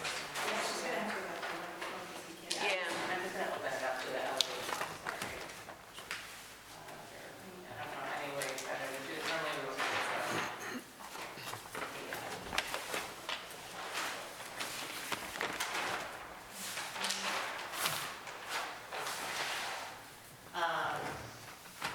So you can see, You can bring the microphone over, too. hold on one second. Oh, she's gonna bring it. There we go. Oh, thank you. I feel like a game show host.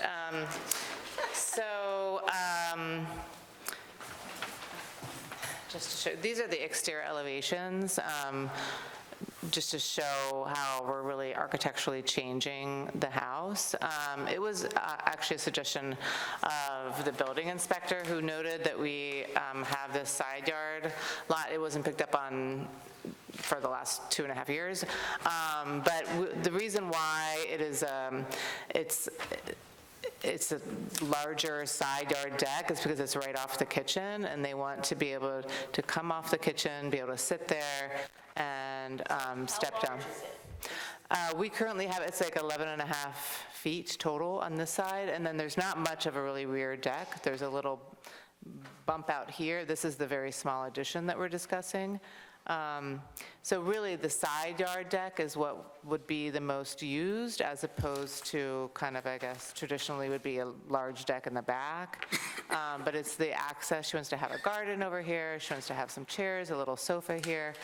And once the site is maintained and mowed, it's actually a very pleasant spot. There's kind of like a little creek over here and trees, and so it's really an architectural decision.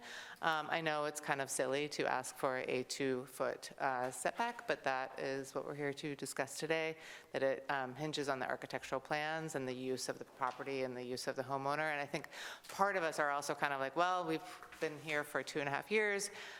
We're hoping to move forward, and it was kind of Rick's suggestion. He was like, well, you should try for this, if your clients have the tolerance for it, you should try for this side yard, because it is something that is important to them to have a nice deck on the side of this house. So obviously. You have 22 and a half feet, so you really need a 3-foot side yard.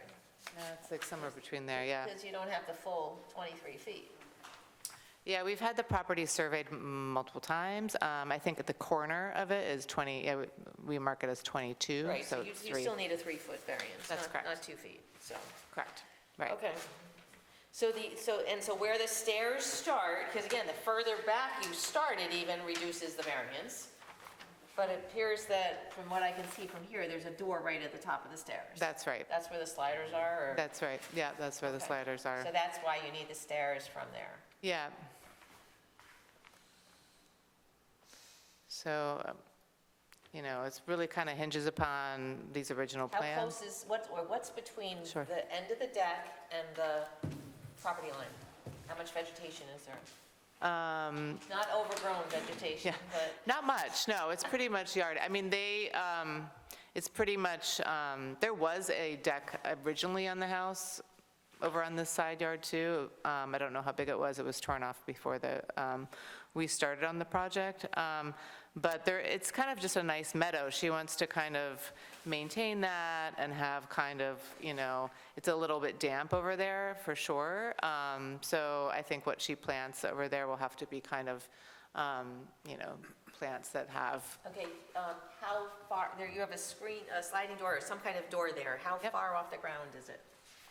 Kind of typical, like a couple, the deck or the Well, how screen door? high are you proposing the deck is going to be off the ground? Yeah, I could show you on the elevations. Because that will help your case, obviously. 4 steps, I guess. Because right now you have a door that has an unsafe condition, you can't step out that door. Right, so I'm looking at. So you need to have something there. This is the deck. We show it at 3 feet above the ground level. The slider's about 3 feet off the ground. Okay. So you need something there. The question is whether we really need an 11-foot wide deck. So do you have my photos, Norma, in your packet? No. Here, let me. That's what you emailed me?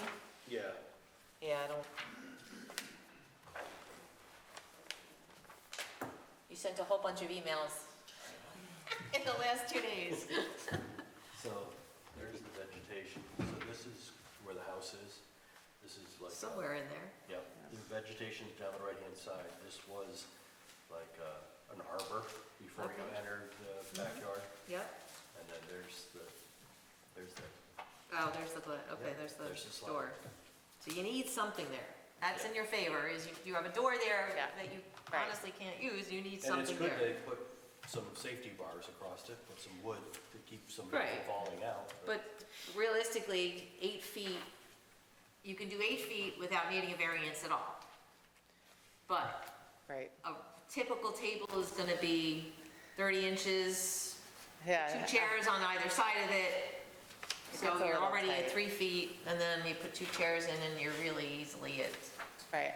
On some level, the side deck kind of has to serve 2 Okay. purposes. It has to be an area for like a dining table or a sofa, but then obviously they're going to be use it for circulation as well. So that's how we came up with this dimension, to be more comfortable. I think we actually That's a neighbor.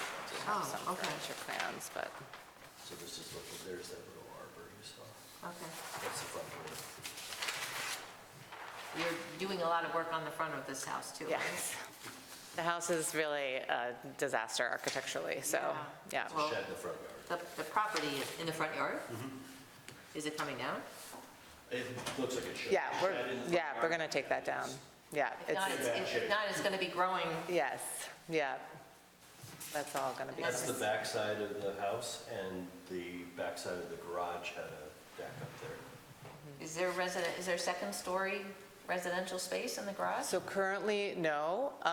It's a lofted, but that's part of our plans that have been reviewed, yeah. But it's attached or detached? Semi-attached? It's currently not attached, but our plans have them attaching. There's like a Okay, little like a walkway. breezeway or something breezeway that will between- connect it. on the Okay. second floor. So that's going to be, the kind of, So is this the rear then that's going, where the bump out's going to be? Somewhere here? do you see where the little funny window is? Yes. That's where the bump out is. Okay. The bump out's very small. The kitchen, they're not cooks, but it's just to give the house a little bit more room in the kitchen. Okay. It's like a little banquette. So this is the existing property. So there is a tree line on the right side of the property. Yeah. So if we do go, you're not necessarily being impactful on the neighbor. Yeah. Because, it's very again, pretty. a table, sofa brings conversation, Yeah. brings noise to your Right, neighbor. of course. That's what we have to consider. Your course. neighbor may be concerned about that. No, for sure. But Yeah. I think it would go a long way if the property was maintained for the neighbor. Yep. So, I mean, this is a project where we've bid it out, we've had contractors come, they're aware of how much it's gonna cost, they're willing to, it's all kind of ready. So what's not pulling the trigger? Why is there? Just, we haven't gotten our building permit, so initially we had. You're not getting the building permit because you're in court because of these issues? Well, I don't think they're in court over the Oh, okay. I think initially, we had multiple things. So initially, we had, for like the last 6 months, we've been dealing where we had to recertify our FEMA map, our FEMA floodplain map, because Okay. FEMA showed the house being in a floodplain, but then it turns out it wasn't in a floodplain. So we had to recertify that. So that's all set. That took a while. The site surveyor was very slow. Last year, we had to get a resurvey during the summer when we had all the flooding, and then we couldn't even get on the property. But there's been a lot of things. Yeah, so it looks like you had the survey done in August of 2022, so Yeah. 2 years ago, and then it was just revised June of 2024. Right, exactly. So we've So you added updated the it. FEMA floodplain line then. And now the FEMA flood, now it's no longer, there was some sort of funny error there. So we rectified that. And then from my understanding, speaking with Rick, that this is kind of the final thing that Okay. potentially could. So one question, so Matt, there's now an identified flagged wetlands line. So is there a buffer that we need to be worrying about? Got to look at that. Is that a DEC or Not to my knowledge. Whose wetland is it? whose wetland is it? Army Corps? I don't, As a town, we want a 100-foot buffer. Right. If it's DEC, we need a 100-foot buffer. I think that the wetlands are actually on the neighbor's property. Is that possible? And then you have it here. I'm seeing right here, close to your driveway, it says flagged wetland line, and then it appears to go. I think we're far Wetlands enough flag away. here. So if there's wetlands and we need to worry about a buffer, this is not happening, because then you're building in the buffer. I don't know. Again, I mean, this is the kind of thing, we're just basically trying to show all of the information here, and we have been from the beginning. So if there's something that we should be talking about with the wetlands buffer, then, Michelle looked at this one? let's talk about it. I mean, we're kind of spinning in circles with this project, we have been, and I don't think it's anybody's fault. I just think that for some reason, it's like, we're. Well, you finally got to us. Yes, we're here, so we're ready So to let's get this talk about moving. whatever, yeah. But the issue is that we can't approve for you to do an addition if there's going to be a buffer that we've got to worry about. So I think we need to have Michelle's got to take a look at this, the town planner? Okay, Or is it Rick? I don't know. Probably be Rick. Or I think it's some more Rick. combination thereof, just, Yeah, we need to figure that out. I mean, again, it sounds reasonable because there's a significant tree line there, but we need Sure. to really Yeah. make sure we're not, I don't know if this is, I mean, this is the surveyor that we hired. We'll have to circle back with what they asked for. I don't know if this is because it's a little creek there, or if it's like a proper wetlands that he's flagging because it's actually wetlands, or, you know, like, I guess we just don't know. I guess I'm a little concerned too that your driveway is going over your septic fields. The driveway's existing. Yeah, and it's at the very top of it. There isn't really a driveway there, it's all gravel. It's gravel, yeah, yeah. All right, The well- septic is definitely approximate. We did our best all to right. figure out what the heck's going on. And that with the shed that's septic. identified in the front yard is coming down. That's Yeah. the one that we just saw is. Yeah, in yes. Definitely not in good shape. Yeah. All right, let's resolve, we're not ready for public hearing. We need Okay. some more information here. We'll move this along as quickly as we can. So let's get the floodplain administrator, and I think the town planner just needs to take a look at it as well. So just out of curiosity, I mean, I think we've been kind of, we were working with the old building inspector, and then we get kind of flipped into the zoning department, engineering department. We were just kind of lost in this process a little bit. So what is the, like, how do we move it forward from here? Like, what do we do? So at this point, the zoning board is requesting information, a review by this floodplain administrator and the town planner to make sure that what you're asking for is not going to be, Yep. When is the deadline for the public hearing? I mean, is it like we can't get on the public hearing next month, or this is something where like we could Because check we don't it? know what to advertise for.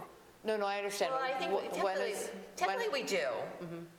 The issue is whether there's a buffer for the floodplain that would prohibit any development in there, except that you've got a door that you can't use because it's, Yep. But basically, I mean, if you reduce it by 3 feet, you can get the project going. It's only the 3 feet that you need a variance for. So Right. Norma, on the southern side of the property, I'm seeing DEC wetlands, and most of this is in a floodplain. Now, if the information on parcel access, as she alluded to, is wrong, and they had to mark all these wetlands, I still think it's going to be DEC wetlands, which means you have to have a which needs a 100-foot buffer. buffer. Yeah. But we can confirm It more. says with- flag wetlands line, so that tells me that somebody went and flagged this. Correct. Now, do we know when the wetlands were flagged? I mean, I think And they should be done, when you're coming to a board, they should have been done within the last 5 years, so. yeah, I mean, we started this project again 2.5 years ago. So I think that the surveyor came out and either those were existing flags or he put them down himself.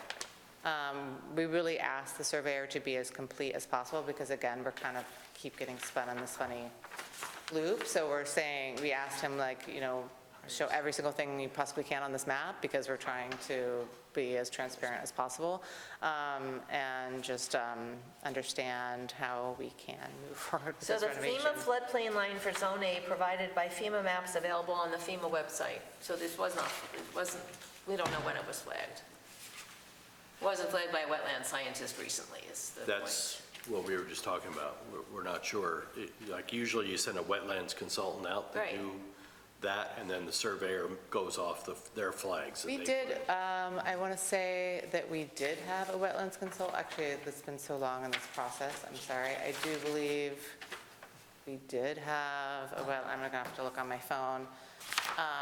You are now sparking my memory. I think that was back originally, we had a wetlands consultant come out. Okay, so maybe back to 2019, which is within the 5 years? Yeah, no, we did. Okay, that helps, but again, based on, if it's a DEC wetland, then we might still have a buffer issue that we have to worry about. So let's find that out first. Yeah, Before we because if there's, keep beating this up. if there's a 100-foot buffer required, then you can't build anything. Bear with me 1 second. I mean, I'll look at this later. Can she at least do something to use that door? I've got to review this with Rick and Michelle. Okay. I didn't focus on the wetlands at all. So, Michael, in your opinion, does this make sense to advertise for a public hearing? I I don't think know there that are, there's- there are a lot of questions that are still. I know, that's why I don't think it makes sense. And also too, I think just one thing, we understand there are other property maintenance violations, but I think just before there would be a public hearing scheduled, they could at least mow the grass. Yeah, I wasn't aware of that, but I will definitely, I'm Yeah, sure- whatever again, yeah. I would need a copy, I'd like a copy Correct. of And those. 'cause I don't again, think they're going to, The but- building The department. building department has identified there are several violations from 2019. So again, those have to be removed before we can even schedule a public hearing. Right, I mean, so that's just the kind of like, I mean, I would love to get a copy, but like, let's save ourselves all pain in this process, because I've been communicating with the building department, and this is the first time I'm hearing about it, so like, I guess I would just love to kind of get us out of this loop. I'm just looking, but yeah, I think we did. I'll have to look and see, I can't remember the name of the gentleman that came out, the Okay, wetlands. well, Okay, anyway, if you can get that to Jackie, our clerk, then she can get that to Michelle, the town planner, and Rick, the Okay, and then floodplain when is the administrator. deadline for the public hearing? Like when? It'll Well, be a month from. it's up to us to set it tonight, so Oh, I see. we don't have enough information, that's what we're telling you. Again, if there's a buffer, then we really got an issue. A 100-foot buffer makes building here. I mean, I think a lot of things, we can also try to dig up, there was an existing deck there. I'm sure you could probably discuss kind of it being a repair, So again, we go back to, if you reduce it by the 3 feet, you don't need to be in front of this board. Right. But then what happens? Then I go to the building Then you department? still have to deal with the building department, and you still have the buffer issue, but you don't have to deal with this board. Right. I think the part of one of the reasons why we're trying to be in front of this board is that we have had full architectural, full structural, like we're trying not to waste these But if there's a people's time. wetland buffer Yeah. that's 100 feet, you cannot build. It doesn't Right. matter how much work you've done on your plans here, you can't build. Yeah, I know. And I wetland just wish, buffer. I guess I'm frustrated by, and I'm airing some grievances here, but typically, we wouldn't be finding that out 2.5 years later. So, but, certainly this house is existing, and if there is something that we need to adjust with this side deck, it'd be great to talk to the right people to solve that problem. So the plan is to speak with the building department. I will call you tomorrow. Reach out to Jackie. Building department, I'll call you tomorrow. Jackie's our clerk, okay? But Okay. she can connect you with the right people, but she'll work with the town planner to get the review, and then Okay. at our request, we'll have The it. building department has looked at our drawings since 2020, so I guess who do I, Well, again, Well, I think too, there's been a lot of start and stop that's not, right, and if it's it's not an been the building outstanding department's violation fault. for property maintenance, in they're their not going to. defense. Right. I agree. And also too, there's still questions out there about what kind of wetlands there are. Was it actually flagged by a wetland scientist? I think, Yeah, I'll have to look through it. right. So I think to go through your file, and then once you have everything, Jackie will help coordinate the meeting with all the professionals internally. Yeah, that sounds good. So we're just, again, we're trying to do our part to. So our hope would be that you'll be here next month with a complete package of where are we doing, or you're going to decide that you're going to reduce the 3 feet and you're not going to come back at all. Got it. Your call, Okay. okay? Thank you. All right, thanks. Thank you. Thank you. Okay, I will call you tomorrow. Thank you. All right, item number 12, Appeal 4117, Christina, sorry. Jalosovic? That's not so bad. 124 Sandy Pines Boulevard, Hopewell Junction, requesting a 1-foot height and front yard variance for an existing 58-foot high fence pursuant to Section 198-98 of this, and the Schedule of Bulk Regulations. All right, Sandy Pines. So, you are in the Legends development. Who put the fence up? I had it put up You had it put up? How long has it been up there? a little over a year. Okay. So it's 58, so it's almost 5 feet tall. And so what is the issue? Why are you here? Well, it's too tall, I get that, but is it, how far out in the front of your house does it come? So I had to move it back, and I had a new survey done that I don't have signed and stamped I yet. don't have a I sur- just I don't have a received survey. the- All I have is Right, 2 I pages just of your received the copy application. today, Okay, so I brought it with me. okay, I can- you can. Thank you. Do you have an extra one? Yeah. Get some extras. 2 more, thank you. And if you can give one to our zoning administrator?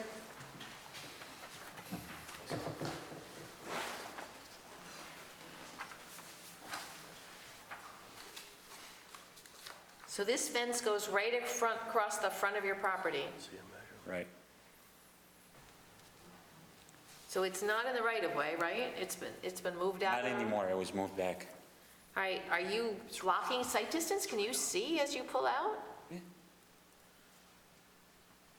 And why do you So need it's- why do you need a 5-foot-high fence in the front It's a yard? black, you can see through it. It's Oh, not a okay. solid fence, Norma. It's kind of like what you might put around a pool. Like an iron fence, like a Like wrought a iron fence? black iron fence, Okay. yeah. It's just that it's tall. He can see through it. So last time you said it had to be at least 2 feet back from the property line. Right. Now it's, I believe, 5.6 feet is what they state on there. I can come find that over. I don't see that measurement anywhere. Yeah, I see that, but on the other end, it says 1.6. 5.6. Oh, 1.6, yeah. It's 5. Well, yeah, but that's the front yard, so that's, 6 feet right there, the distance Okay. between the it's from properties. the and neighbor's this- property. So he's saying it's 1.6 there. 1.6 feet. So wait, is the fence on his property or the neighbor's property? Fence is on his, because the property, Yeah, but it is it's inside the still- property line. It's 1.6 feet From the front yard, though, From that's the not the front. neighbor's, that's the right-of-way, so that's not the But issue. the other side of it is 5.6 feet if you look at it right at my driveway there. But again, I don't see the notation. It doesn't say that here. Yes, There's no, Yeah, you can barely see it, Norma. Yeah, I see it. Where? Right next to driveway. on the top. The word driveway. so what about this? What is, isn't that a fence? Yeah, that's the fence, but it's not in the right of way. Oh, there, but here, that's what I'm looking for, what's there, where's this one? It doesn't have a dimension from the neighbors. Yeah, but Oh, you mean on the left side? how far is The it? left side of, Do the survey, so I. Okay, yeah, because it's like right at the property line. Note that, it's- Yeah, so he should, actually should ask him, because this survey was done in August of Right, 2023. but it was just revised now, because the fence was just moved back last month, I believe. Yeah, but the new here, it fence, says it. By 7-Eleven. yeah, 7-Eleven, but it doesn't give me the dimension. I mean, it is Yeah. 5.6 from the right-of-way, but it doesn't tell me how far it's from the neighbor's property. It's, again, 5.6 that he's talking about is at the front entrance. The left side of the property line against your neighbors, I there's know no it's not measurement stated there. on there, and I don't know what it is, you know? All right, so you're going to need to get that additional measurement. You should be able to call him and just ask him to add that measurement. sure. Okay? Because from your neighbor's house is what we are I mean, working. on the one hand, he's got a wetland, and the fence is keeping everybody out of the wetland, so on the one hand, I appreciate the fact that he's putting this fence in. Are there other issues we need to worry about, though, with this property? Well, we got to resolve the current court matter. It's in court. Right now, they're the automatic stay under the town law because they applied to the ZBA. It took them a very, very, very long time to even get to this point because the fence was originally in the right-of-way. Right. And then, so they had to move it back onto the property line to even be able to apply for a variance. So really, I think it'd be fair if by the next appearance here, you have a perfect survey, considering how many months this went on in court without there being any movement. I mean, I don't do the survey myself, and I didn't notice. Then you gotta get a different survey, you gotta be on top of this. This is important because. Listen, I'll get it done. I mean, you know, I'm going to raise other issues too. There's neighbors on that development that have the fences a lot closer than I, and they don't have an issue. So I don't know why I'm being singled out for that. You don't necessarily know that, so. No, I know that because I can visually see that they're 2 feet from the street. And I have to go back 28 feet from the street. All right, You know, if you look at 13 Spyglass Hill, he's one of them. And there's a couple other ones. all right, we're If here you'd for your like to file property. a zoning complaint, you're more than welcome to do so. So, I mean, I'll get this corrected. I don't know, I mean, why you're coming at me like that, like I did this. We've had this matter in court Listen, for a I'll very get it long resolved. time. If All right, it's an issue- guys, this is not helpful Yeah, I for you mean, guys. listen. This is the board you're before. Let's direct your comments to this board, please. Are we ready to schedule this for a public hearing? Even though we don't, we're assuming I that would it's going say to be once 2 we feet get from that the property updated, line. once we get the updated I mean, survey. I can have that as soon as. But if 1 point, if, just by measurement and by visual, if 1.6 appears to be that tiny, clearly it's 2 feet at least on the other side. minimum. So I'm not worried that the 2 feet's there, we just don't have a measurement on the survey. Right. So are we okay to submit, to schedule this for a public I'm hearing? fine with that. I mean, it's clear with the issue, that there's a fence in the front yard that's Yeah. close to property, that's not close enough to the house, so yes, I don't see an issue with that. Yeah, so it needs a variance. Needs a variance, there's no question. So motion to advertise. Motion to advertise. Second. And in the meantime, all in favor? Aye. So in the meantime, though, you're going to get the additional Yeah, I have it information. tomorrow. I'm supposed to pick up the signed and sealed copy tomorrow, so Okay, I have and it so correct. call him before you go and pick it up, and tell him you need that one additional measurement. What is the measurement along the left side of the property? All right? All right. And then at least you'll have a complete survey. There's nothing else on this survey we need to worry about, right? There's no other structures on this property that we need to worry about? Nope. Okay. Yeah, but again, it's, On this survey, Yes, if this was revised on July 11th, right. he didn't identify, there's a new shed on the right-hand side of the house. There's also, what was it, a play set, like a swing set? That's always been there, way before I No, I know, but why it should be didn't he showing up on a survey. Listen to what I'm saying. Right. It's not shown on the survey. So what she just asked was, is there any other structures that aren't shown on the survey? And We were trying to answer that Right, question. I'm not aware that a swing set is a structure. It is. Yeah, it is. A Okay, shed it is may a be, structure. but I'm So's not a aware. shed. I'm not aware of it. But a surveyor should know that. Yeah, Well, I'll have a survey should be showing all structures on the property. I agree. So again, call your surveyor and tell him that the zoning board is asking for all structures with their measurements and the property line for the fence. Okay. Okay? All right. But in the meantime, we'll okay, schedule this. wait a minute.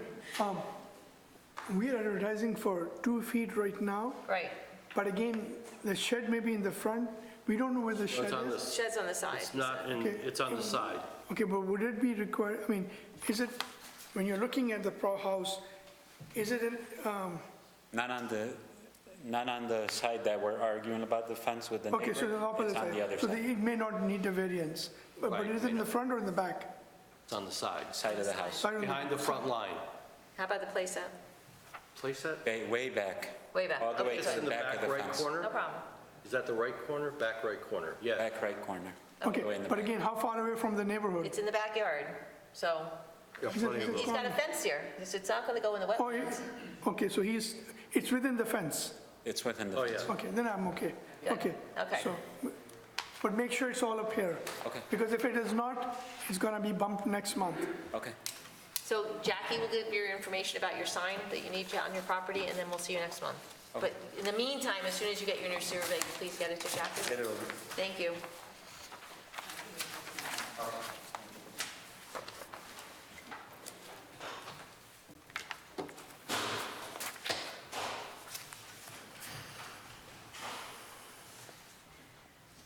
All right, item number 13.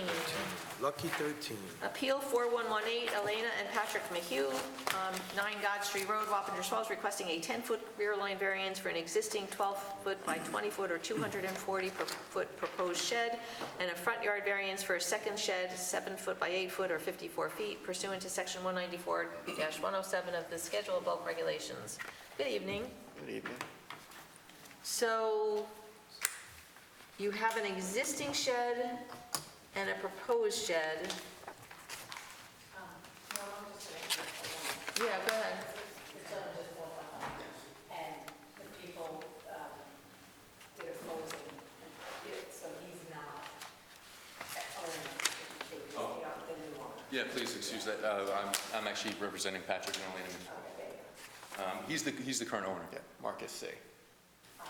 So wait. We had a little who's- confusion about who should stand up here and do this. So I am representing Patrick and Elena McHugh. My name Who is are the Matthew. former owners or the current owners? They were the former The owners. former owners, got it. Yeah. Okay, I have an otherwise on file. got it. Okay, that's fine, no problem. But is it an existing or proposed? We say, use the word existing and proposed in the same. Existing, so we're going to remove that word proposed. Got it. So there's an existing shed in the back of the property, and then there's a second shed in the front of the property. What's the condition of these sheds? The building inspector came and inspected them, and I'm pretty sure they're in good standing. Okay, so, The one in the back, this is the one, Norma, that looked like it was popping a wheelie. oh, the one that in the back of it is up in the air, yes. So that was the one, Why? so that was the one that you had some concerns about. Yeah, I don't have a picture of it here. I had to describe it that way. The shed is up in the air, why? But yes, there's posts in the back. Are you going to put some screening, some vegetation or something in front of that, so it just doesn't look so strange? Did you see it? Okay, no, that's fine, but it's in good condition. Yes, and the one in the front of the home is. You have a picture of it? Oh, yeah. Let the other board members see so they know I'm not off my rocker.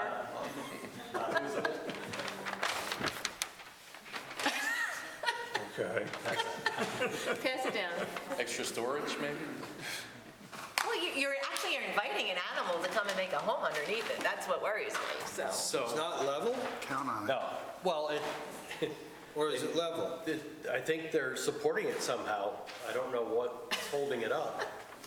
I didn't look at it that closely. Before we sold the house, there was a four-wheeler in there. There was a lot of, It doesn't look Okay. level, though. So guys, this is what, I mean, if it's to level it, then So normally, sometimes people create a berm, or they'll Yeah. do something to support that end of the shed. right. Bring in some fill. What kind of this floor was is done with this? footings. Yeah, It's just regular floor with plywood on. Plywood? It's like that. All right, yeah, maybe put some vegetation in front of it, a bush or two. All right, so sheds are in good condition. If it's level, and if it's There's on one in the footings, it's front. Yeah, Why is there, doesn't look is the one level. in the front going to be moved? Once again, I was waiting to come here today to see, but yes, it's dirt floor. It's an 8x7. Yeah, about so it's 8 or 8. small. Yes, it could. Could It it can go behind the front line of the house? yes, So we can remove this as needing a variance?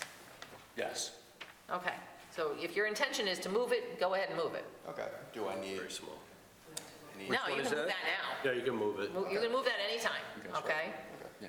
But yeah, let's remove that second one, because why have a shed in the front yard if we don't need it?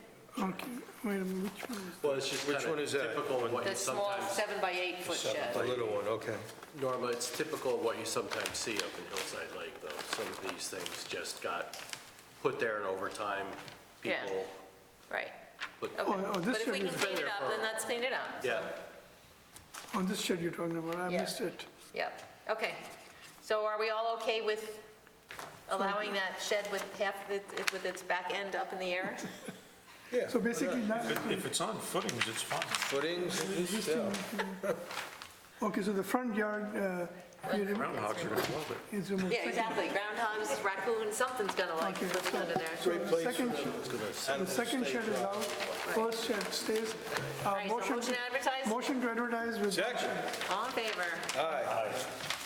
All right, we will, go to my Jackie, send shed, too. information about your sign, and then we'll see you next month. Thanks. Thank you, guys.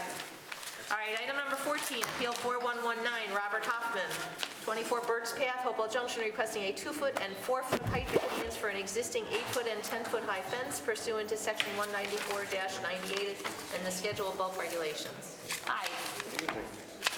How are you? Great. So you have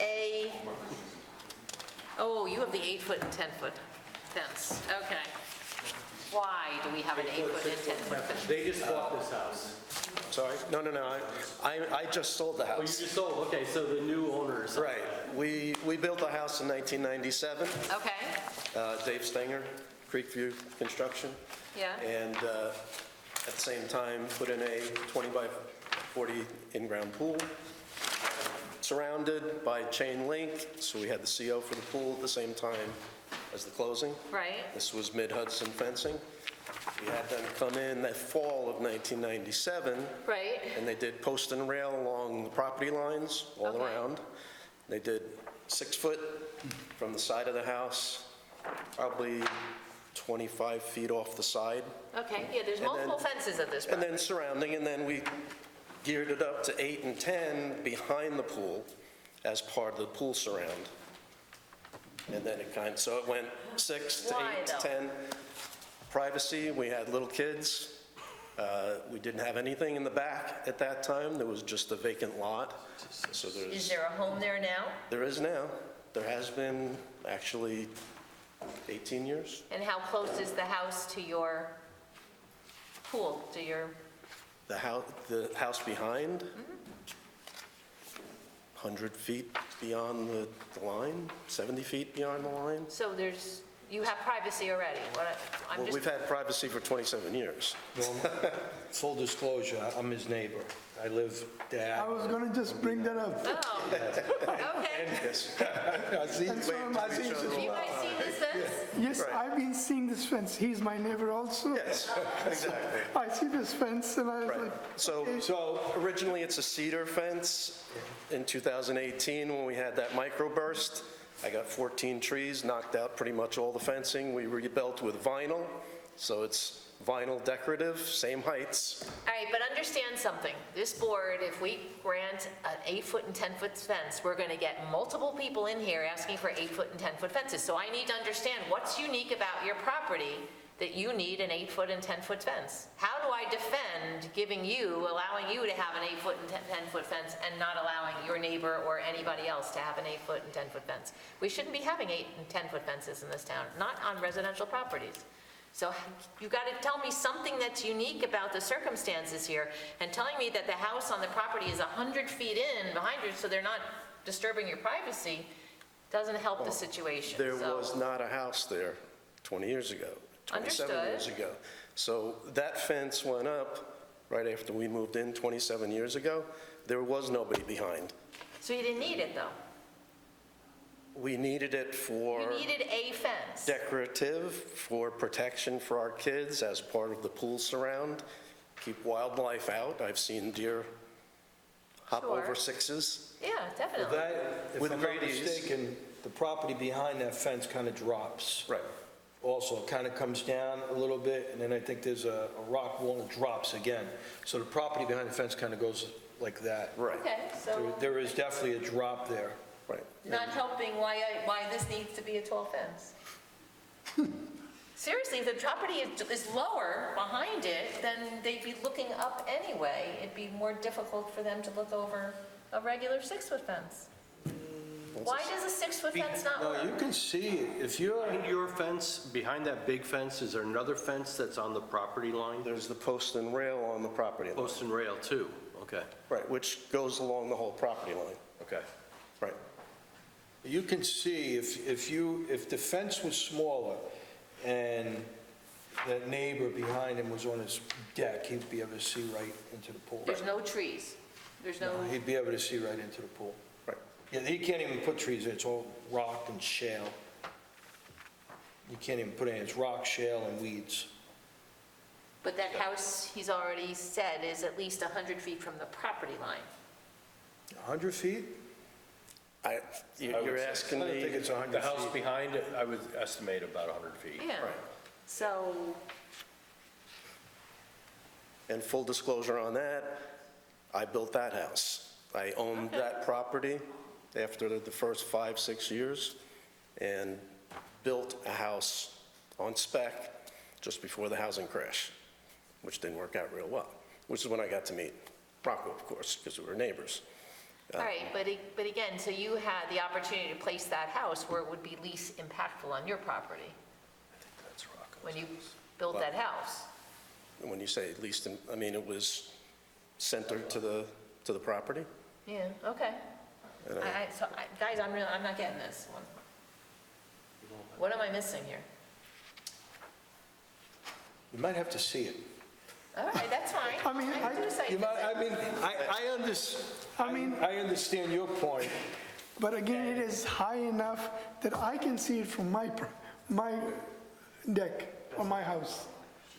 I mean, I can't see it at all. I mean, I saw your pictures, the email you sent me, and it's like there's a lattice way on the top of it. It's just, It's it looks decorative on both sides. that high, it's not decorative. You can't see it from Bird's Path. It's in my backyard, way off the Only property part of it line. has that decorative lattice. Yeah. That's not decorative. We've had other people who have had 2 stacks of fences, and we've told them, it doesn't look good. So I'm not, I mean, make, let all I know didn't think where he is, no one can kind of see it. I think the only I can't see property that could see it might be the Warren Farm property. I can't Yes. see it. Directly behind. So who are we giving privacy to or from? I mean, it's not, is it really needed? That's the bottom line. Right. Well, the question is, it's been there for 27 years. Doesn't matter. Well, then, so the answer is take it down? That's, Or reduce it. Well, that's why I mean, I'm I'm one here, I person guess. here, but again, this board has to be able to defend whatever we give you. We'd have to say, why would we not give that to somebody else? Bob, if you had a 4-foot fence there, 6 foot. It- He's allowed 6. no, all right, so if you had a 6-foot fence there, is there a danger if someone climbed over it? Is the drop substantial? I don't remember, I know there's a drop, I don't remember how substantial it is, though. Well, I mean, the fence is maybe 2 feet from where the rock goes down. From where to drop. I know there's snakes back there because Anthony got bit by one. Yeah, there's lots of stuff back there, which is why we wanted to keep the kids inside. Yeah, A that's dog fine. inside. I'm not disputing the I know, fact that no. you should have a fence. It's just, The size, yeah. I mean, Yeah, I it's mean- been there for 27 Fence is years. 10 feet? Pardon? So it's 10 feet? It's so 6, 4 8, feet. and 10. 6, 8. It's only 10, there's 5 sections, I think it was listed in the denial. So it's just the back, and it's all integrated with the pool surround as well, which I think you can see in the pictures. So that was part of it too. I did give you So he's got a pictures of it. white fence, Yeah. he's got tan fence, he's got chain link fence, he's got so many fences going on. And then there's the post and rail around the And then post and rail around the property. Yeah.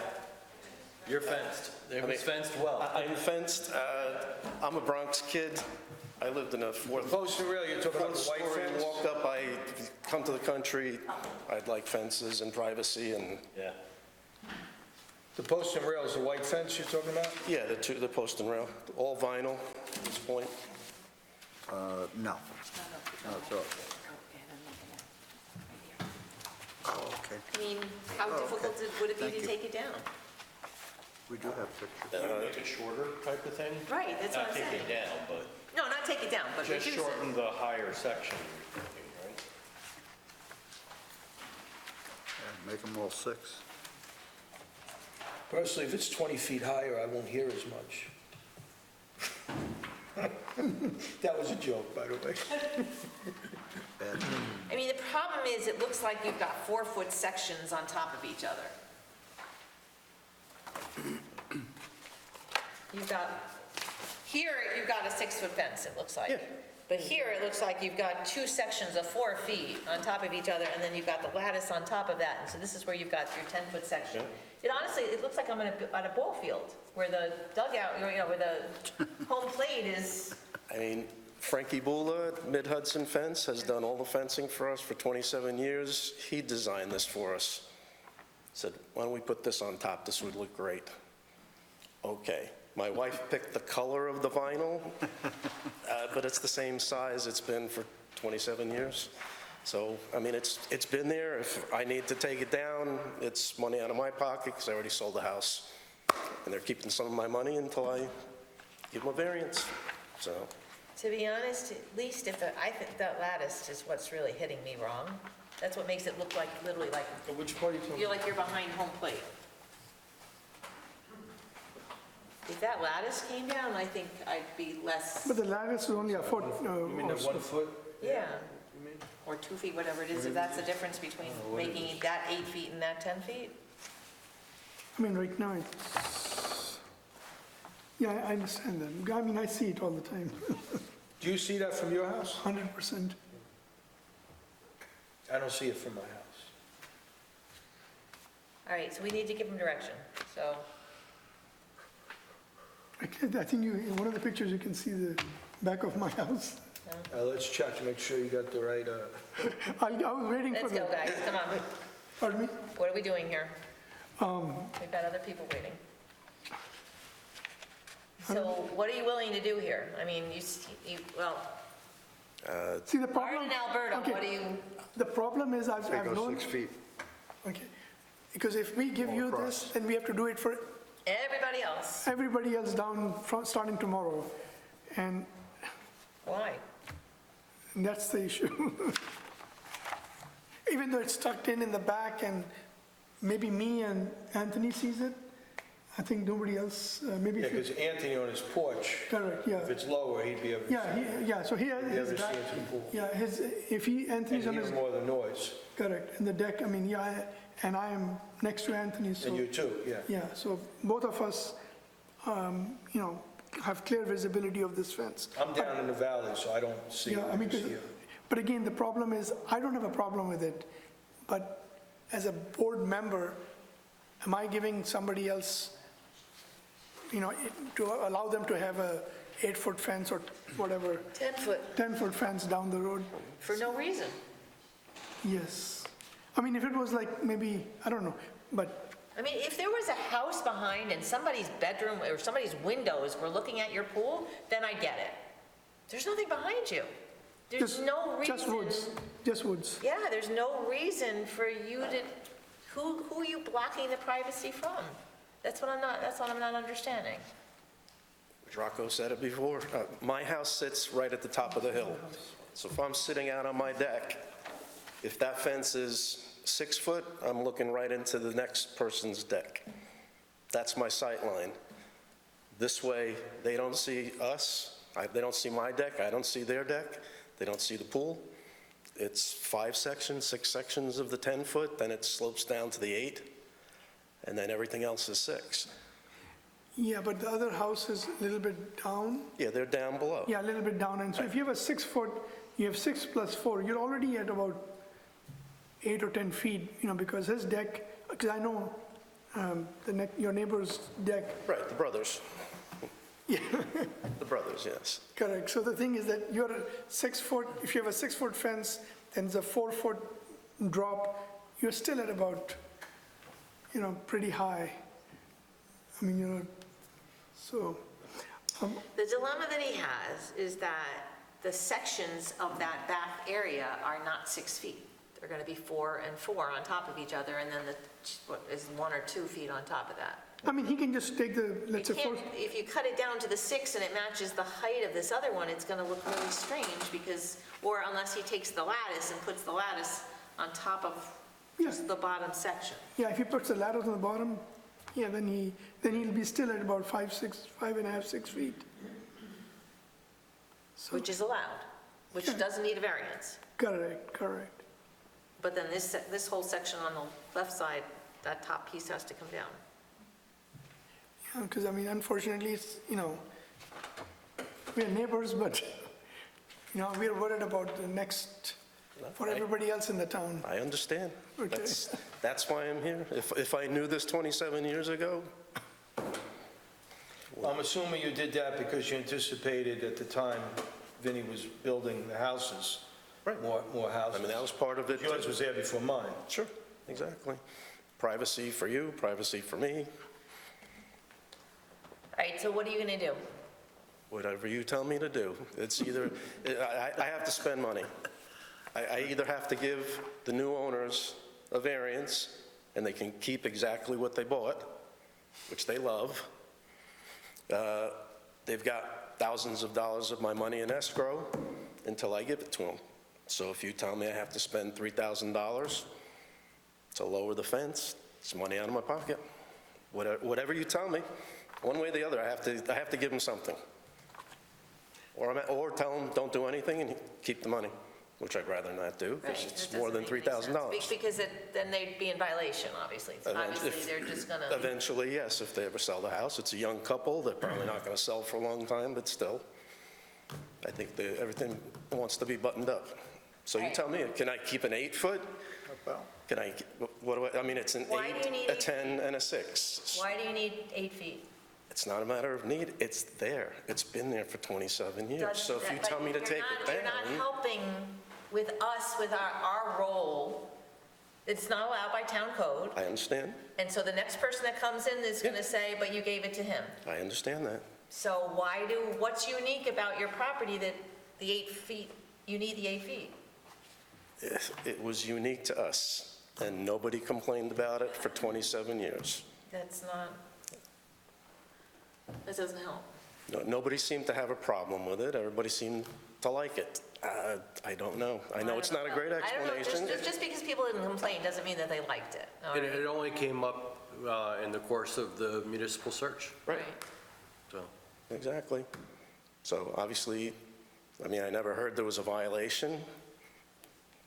Okay, I found out the hard way, and then had to get things rectified before closing. All right, if you're going to reduce the fence, you don't need us. You don't, Can I drop it to 8 in the high section? Can I just adjust the high section as opposed to knocking everything down to 6? explain why you need 8. You haven't given me an explanation why you need 8 feet. There's 8 along that back left side, Understood? right? So Why, do I have to though? take that down? Aside from the fact that it's been there for 27 years, why do you need 8 feet? What's unique about this property that 8 feet is needed? Again, it was, If it was 6 feet, what are you looking at? What are you staring at if it's 6 feet and you're sitting on your deck? I'm looking at woods. Yeah, it's all woods. Right. The whole neighborhood is all woods. I mean, we're heavily wooded. We're all It's heavily heavily, wooded. it's heavily Need wooded. an 8-foot fence. All right, so if it has to be 6, then whatever the cost of getting it to 6, then I don't need to get a variance, is what you're telling me? That would be my, what do you think, Al? I agree. 6, I mean, if you want to throw the lattice on top of the 6. Well, that's what I'm saying, if he That's up to takes, you. cuts down that back part and just puts the lattice on top, at least he can keep the bottom half as opposed to needing to buy 6-foot sections. Would you say that again? See how this is 12, this is a 6-foot section, and that's Right, taller because than there's nothing these, there, because these yeah. are 4s. Right. So if he keeps the 4 and he puts the lattice on top, Right. then it gives him a little bit more height than here, but here he just can't keep that top part. Yeah, so this is, Aziz, this is where you are, right? No, I'm right here. You're here. No, the other picture, you can even see my house. I know, but Yeah. let's use this one. So Yeah, if I'm this is right 6 here. feet, No, this is my house. You If can this see part is- of my house. Oh, so you're there, Yeah, right here. so then Anthony's Anthony's is right here. here. Anthony's right here. I see. Yeah, this is my house. I can clearly see it. so this is So 6 there's feet. nothing there, that's why Yeah, it's just 6 woods. feet. Yeah. I mean, it's just, brush. So and that was just trees. to block the other 2 houses? Your house and the I mean, the other house? I am the neighbor and Anthony. There are 2 only neighbors who see this fence. I don't Right. see it from my house, so. And I think that was kind of my feeling was, you've been my neighbor for 25 years, 20 years? Some, whatever period, but anyway. Right, but I You haven't understand, been there in that house that right. long. Yeah. It didn't seem to be an issue for anybody. I understand the issue of future. I get it, and I understand your role. I'll do what you tell me I have to do. I have no choice. It's not up to us to tell you what to do. It is, you're requesting something, and we're not seeing it. So I'm one person, I can't speak for the other 4.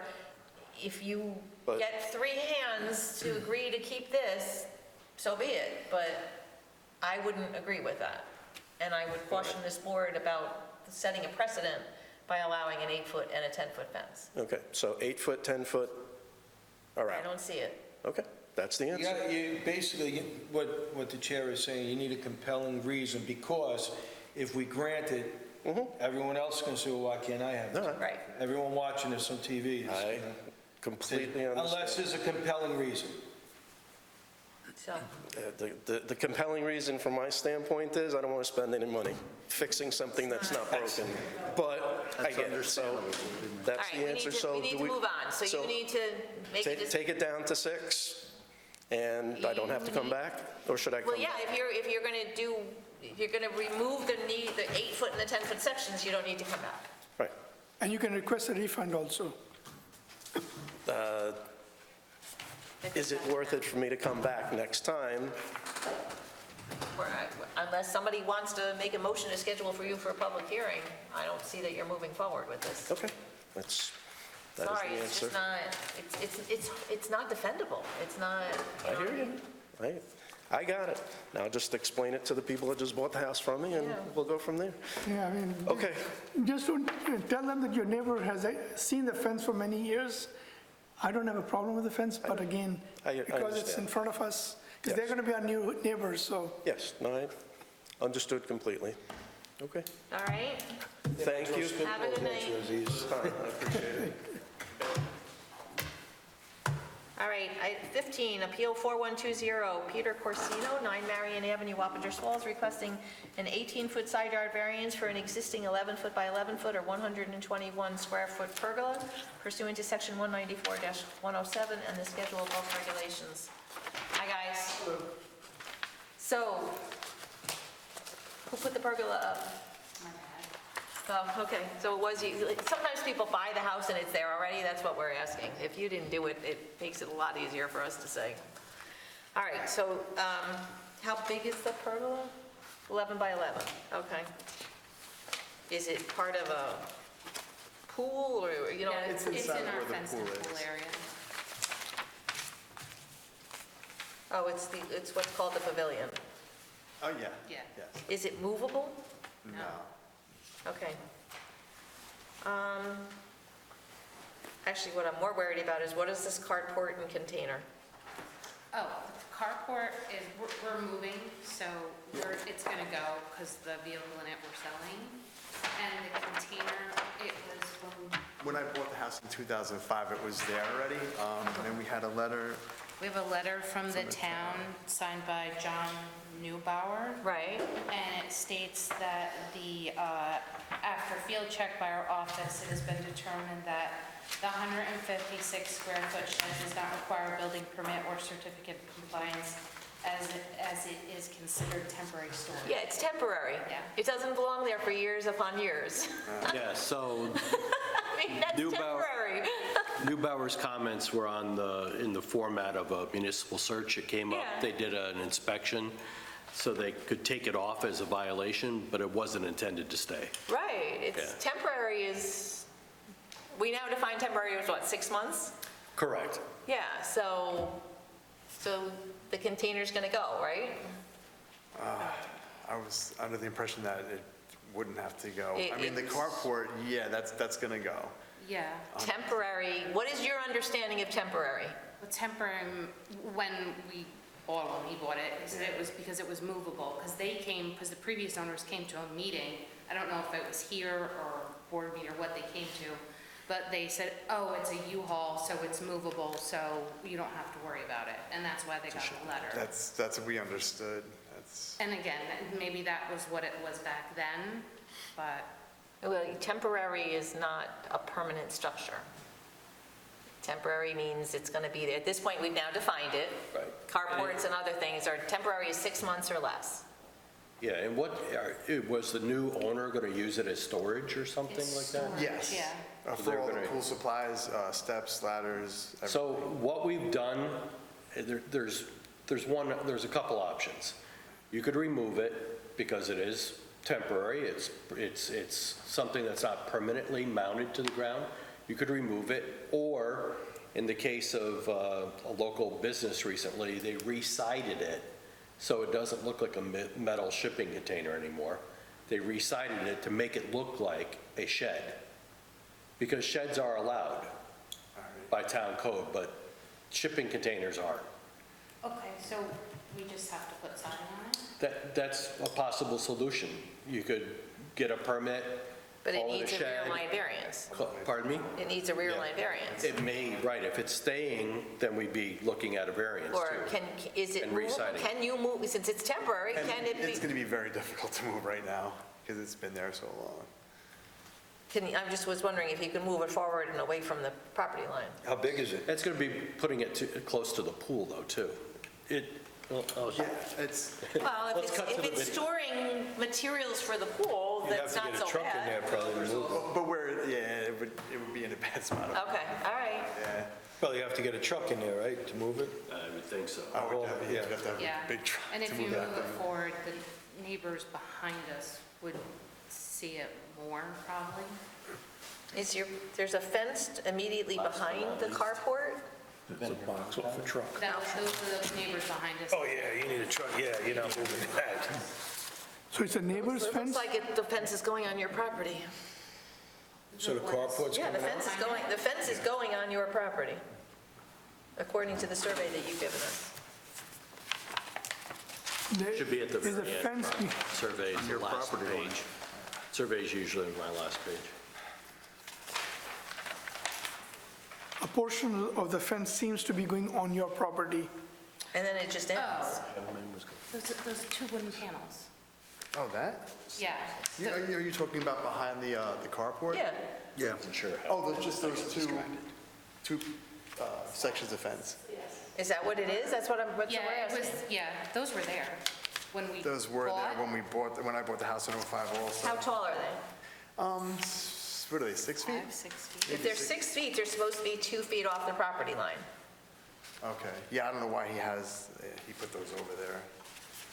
Can Can they come down? If the carport's coming down anyway, Oh, we could can take take it it down. yeah, this is what this looks like, guys, just so you know. Yeah. Oh, You need a truck to move it, as far as moving it, truck gotta come back. No, but it's also not a residential structure. Yeah. Neither one of them belongs in somebody's yard. yeah, this is temporary, I can understand it, but permanent container, yeah, even if you put siding and stuff, Well, siding and they give it a So little bit of a making that roof, okay, you Look know. like a shed, Right. makes it, I mean, yeah, if you, but again, it has a pull-down, I guess That's fine, you can have a pull-down over but it. it's, Sure. I mean, you So, could, okay, so basically the carport is coming down, the fence is going back, coming down, and the container is going to be moved, you said? no, it's not going to be moved because it's going to be too difficult to move it. Okay, but What then they're you're going talking about is whether they're going to side it like a shed. So so if we side it like a shed, do we have to come back for another meeting? Well, you do And then- anyway, because it's not, you don't, you're too close to the property line. So we would, everything, your pavilion, for pergola needs you to come back for another. We have to have a public hearing to hear from your neighbors. Yep. Oh, yeah. So Oh, we'll no, I deal with, just we'll meant- deal with both of them at the same time. Okay. Yeah, if it All makes it easier, we could probably find some way to get someone to take out the storage container instead of making it look like a shed. I Because if we believe. make it look like a shed, do we just put siding on, or do we have to put a little like I would think you'd put a roof on it roof on too. it too? yeah, well, you could, Well, it can be, tell you what, drive by McDonald's on 376. Take a look at what they did. Okay. So it doesn't have a pitched roof, but go look at what they did there. Okay. It's very same type of situation. If we, If it comes to, we may be able to get someone to move it. okay, so, Move it or get it out of there. Take it away. so you could Yeah, attach because vinyl siding. just right, moving too. it isn't going to help. It's a temporary structure. Yeah, there wouldn't be any good place to move it on the property. yeah, because it wouldn't be, so we'd have. Could you even get a truck back there to move it? Yeah, it's going to mess up the lawn, but we can. You could attach vinyl siding directly to it. Okay, so. I just don't know if we're going to have time between. No, well, if we do the siding and we get, I guess we have to get that sign to go out front for the next meeting. Right. Between now and that next meeting, if we can show you the siding on the structure to make it look like a shed, would that be all we had to do? I mean, is that what we would need to do? And the reason why I'm asking is because we have a tentative close on our house for the end of August. Okay. So August if we 3rd, can yeah. do it for the next meeting, Who's going to actually, who are you proposing then would actually do the siding on the structure on that? hire someone to do it. Yeah, we But don't know. Her dad's not here anymore. He's You in would Florida. be doing that, or you're gonna move and leave it for the next people to do? No, well, if Because we would give you a deadline to get that done. we could try to get someone, if it's just putting up siding, we could try to get someone to put it up. Yeah, It might be cheaper than trying to get someone to come in and move it. We could ask Rob. Yeah, we can have It a might friend just that be might be easier able to do it. to get it out of there. All right. depending on if somebody We're could do talking- it. We need, yeah, exactly. I think it's easier to just. For us to advertise, for a public hearing, I need to know if the container container is staying or going? So let's just see what putting sidings on. Okay. So why don't you advertise with it as if it's staying, that, and you're gonna make it look like a shed? And then you could always remove it, and then you could still go. I don't have a measurement for it, though. Yeah, but we will need measurements for the, how far Your survey doesn't tell me how far away from the property line that container is. the shed is, 4 feet? the future shed. We're saying 4 feet on the container. That looks like .4, I think that's. That's a fence, that's a fence. and I think that's the fence, exactly. Yeah. Oh, yeah, that's the fence, yeah.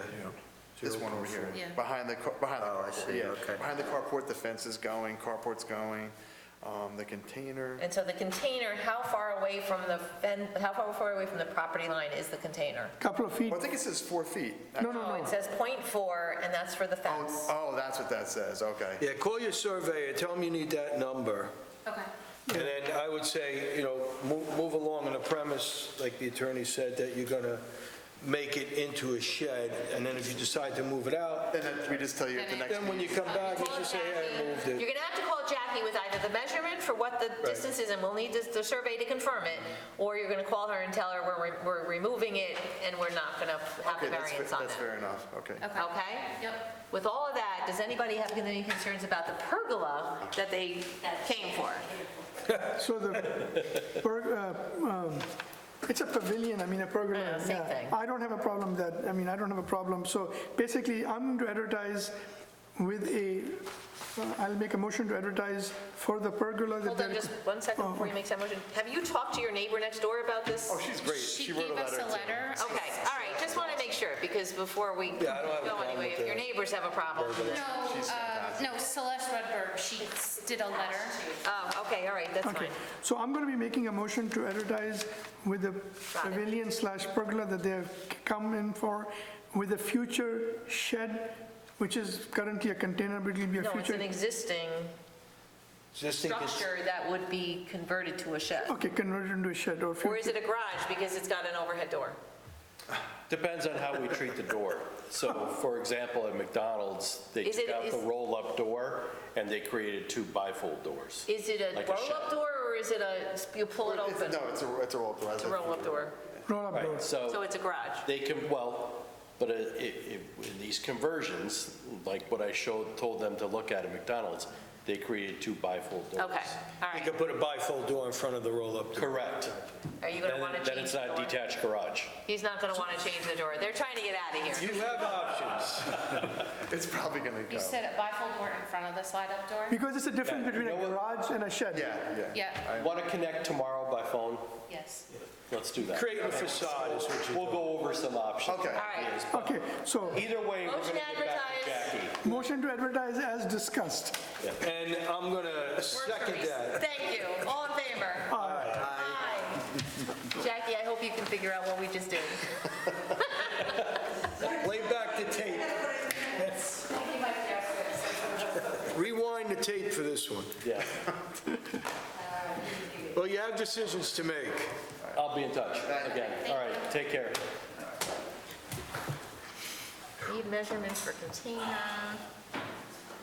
And I don't know. I don't have it. a shed. It disappeared. Yeah, I got a feeling It's he's in going to someone's pile. For what? I got a feeling he's going to just He wants This his, one? yeah. get rid of it. Yeah, I wasn't done with it. Do a closing. I can get rid of it. Right. All right, last one, guys. Item number 16, Appeal 4121, Peter Albus, 57 Thistle Lane, Hopewell Junction, requesting a 20-foot side yard and 11-foot rear yard variance for an existing 15-foot by 22-foot or 330 square foot outdoor kitchen pursuant to Section 194-107 of the Schedule of Bulk Regulations. Sorry you had to wait so long. It's okay. All right. apologized first. It's all right. So what's going on here? Okay.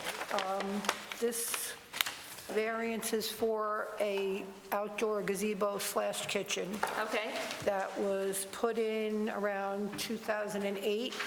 okay. The home was purchased about 20 years ago. So, You are not Peter, so you no, are... I'm not Peter. I am Peter's mother-in-law. Okay. Peter is in Florida with the rest of his family. No, that's fine, I just... They have letter Jackie has, I think you all have, allowing me to speak on their behalf. Okay, that's fine. Again, the house was purchased about 20 years ago. At that time, this was going to be like the forever home, and, you know, it's a beautiful home. It has the pool and all the wonderful things, wonderful memories outside, and the kitchen was put in. And now the house is under contract. The family, the last year and a half has been very difficult. My granddaughter is battling leukemia, and they're down in Florida. They have a home that they built in Florida, so now the main thing is to get everybody all together in Florida. Okay. So I'm dealing with all the stuff up here, trying to keep them all in one place down there. The house is under contract. All right, so let's just figure out what we have here. Tell me about this concrete retaining wall. How tall is it? The retaining wall is already done. I know, how tall is it, though? It's, in some places, it's probably 12 feet tall. It was an engineered retaining wall. Okay, it was engineered, so it's, Matt, we're all fine with the retaining wall? That's part of the Because plans that's that going we've right called to the back. property line, too. Right, we have called back plans for what was originally done. Right. And approved, because we're not certain what was Would we have previously approved a retaining wall going all the way to the property line, is the Right, question. and that's what we have to check. We have to check the plans from when that was rebuilt, because that was rebuilt, correct? That retaining wall was engineered. It's a concrete with pinnings and everything underneath it, and it's stone-faced with stone from the property. That was done after the mudslide that happened. This home was built from Toll Brothers in a development. The back property sits on a court behind it. There was a failure of I guess it's like a drainage pipe, and literally there was mud that blew close to the side of this room out of the back property. The liquid mud came down, ran through the basement of this house, and blew out 3 garage doors on the other side of the home. Wow. After that happened, it was in here. I'm sure there's probably tons of information if you go back looking for the retaining wall. But the retaining wall was constructed. A lot of money was spent on it because we could not have that or anything like that happen again. I mean, my one grandson wouldn't sleep in his room for 5 years because he was scared to death that this was going to happen again. Sure. So that retaining wall, and it's a 2-tiered retaining wall. There's a lower one, and then there's one up higher. And like I said, they have concrete, and it's got pinning like you would see on a highway when they build a retaining wall, and they put the pieces that go down into it. That retaining wall is on the survey from John Decker, along with the pool, and then we had John Decker come back to plot where the outdoor kitchen is. And the outdoor kitchen was put there. Again, this was not, this was supposed to be the forever home and never have to worry about anything, but unfortunately, that's not the way things go. But it was put there to allow like walking space between the pool and the outdoor kitchen and everything else that's there. What else? Is this the picture of the actual what's there? That's what it looks like. The pool is down and like, So just, let me ask you a question. Is this the retaining wall that you're talking about back here? The part of the retaining wall that goes to the property. That house behind the kitchen is the neighbor. Okay, but let me finish with the retaining wall. So this is a retaining wall? Yes. But yet, based on the size of the tree behind it, Yes. I don't know that there's earth back there. There is that. Going whole all the way hill- up? That whole hill goes literally up in steps. Right? To the Doesn't it look like property the tree might not be? That is behind that. Okay. Maybe the tree's on top, I don't know. And there's another wall behind that wall, but it's. Looks like it's behind it, right? More to the right. Yeah, there's, I don't know, it might have. Matt, you went out here? Pardon me? Did you Yes, write it? you have a packet that I gave you just tonight. Yep, okay, hold on. You clearly can see in my packet. Oh, yeah, there's some pictures there, see? That's the retaining wall. Probably the first and the second tier. I mean, unless that's a forsythia. That's probably sloped. The forsythia, then it's Peter on told top. me. I met Peter. The engineer, That's a tree.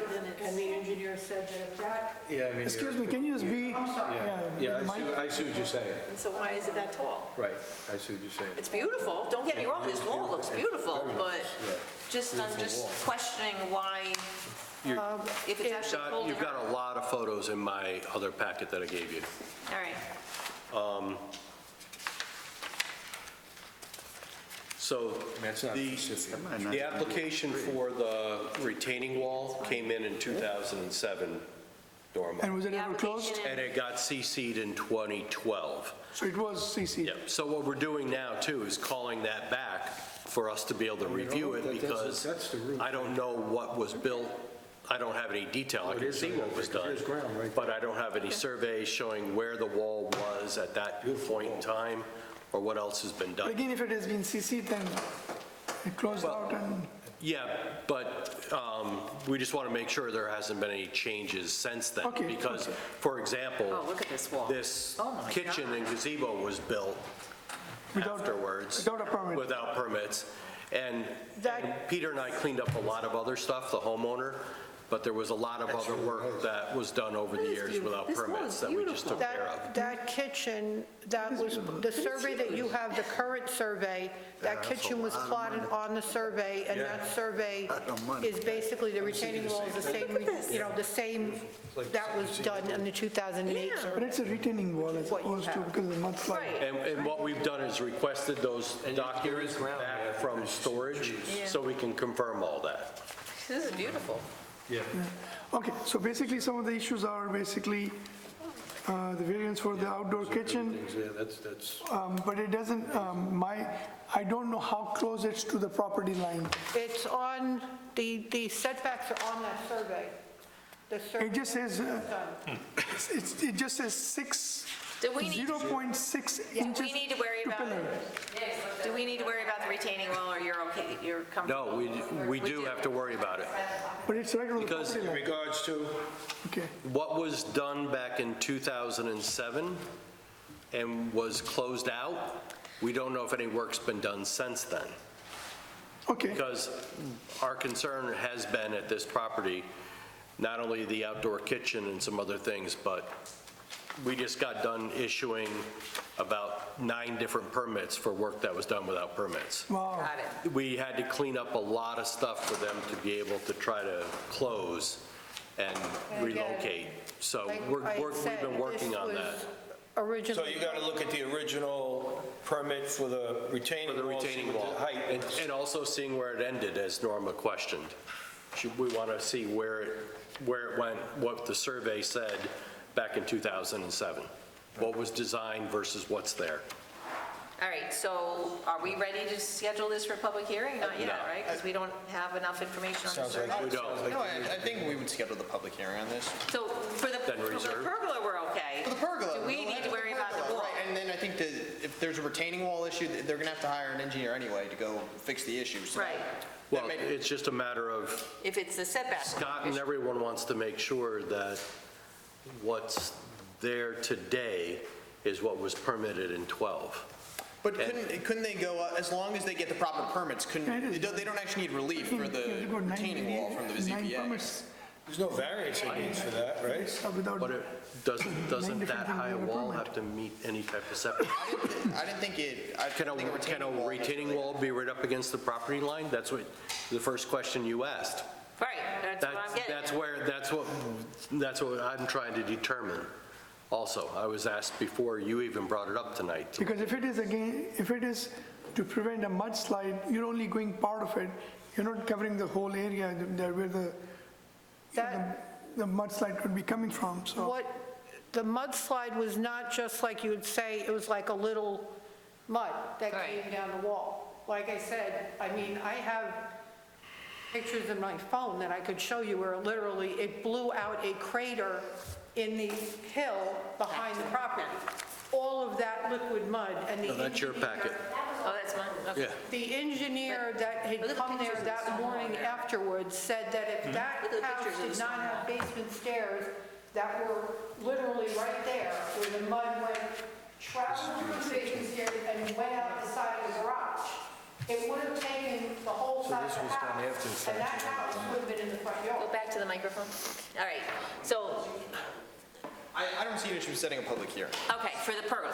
For the pergola, right. Right. And then if somehow between now and the next week or so, a variance is determined, it could always be added onto the notice. It's not Okay. as far as. Because we've discussed it here.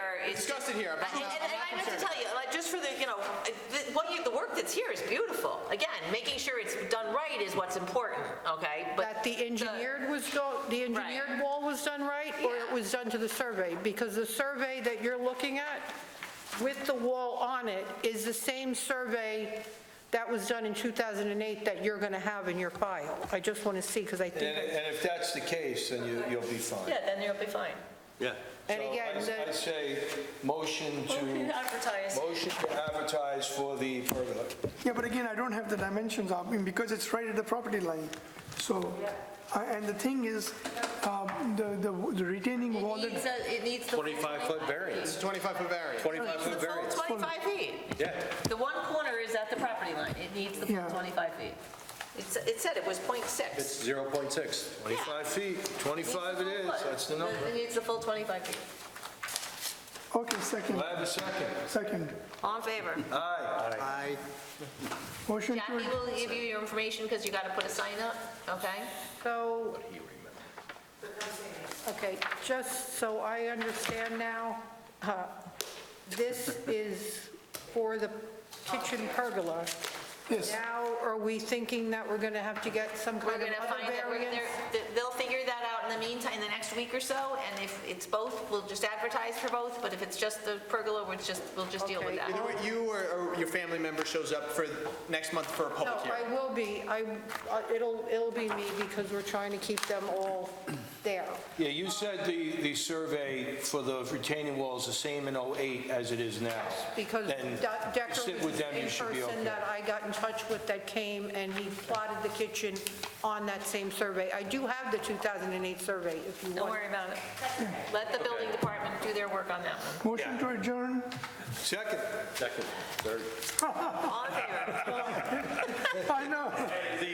All in favor? You know, Aye. All in favor? I was looking at this, somebody has to buy batteries for that watch.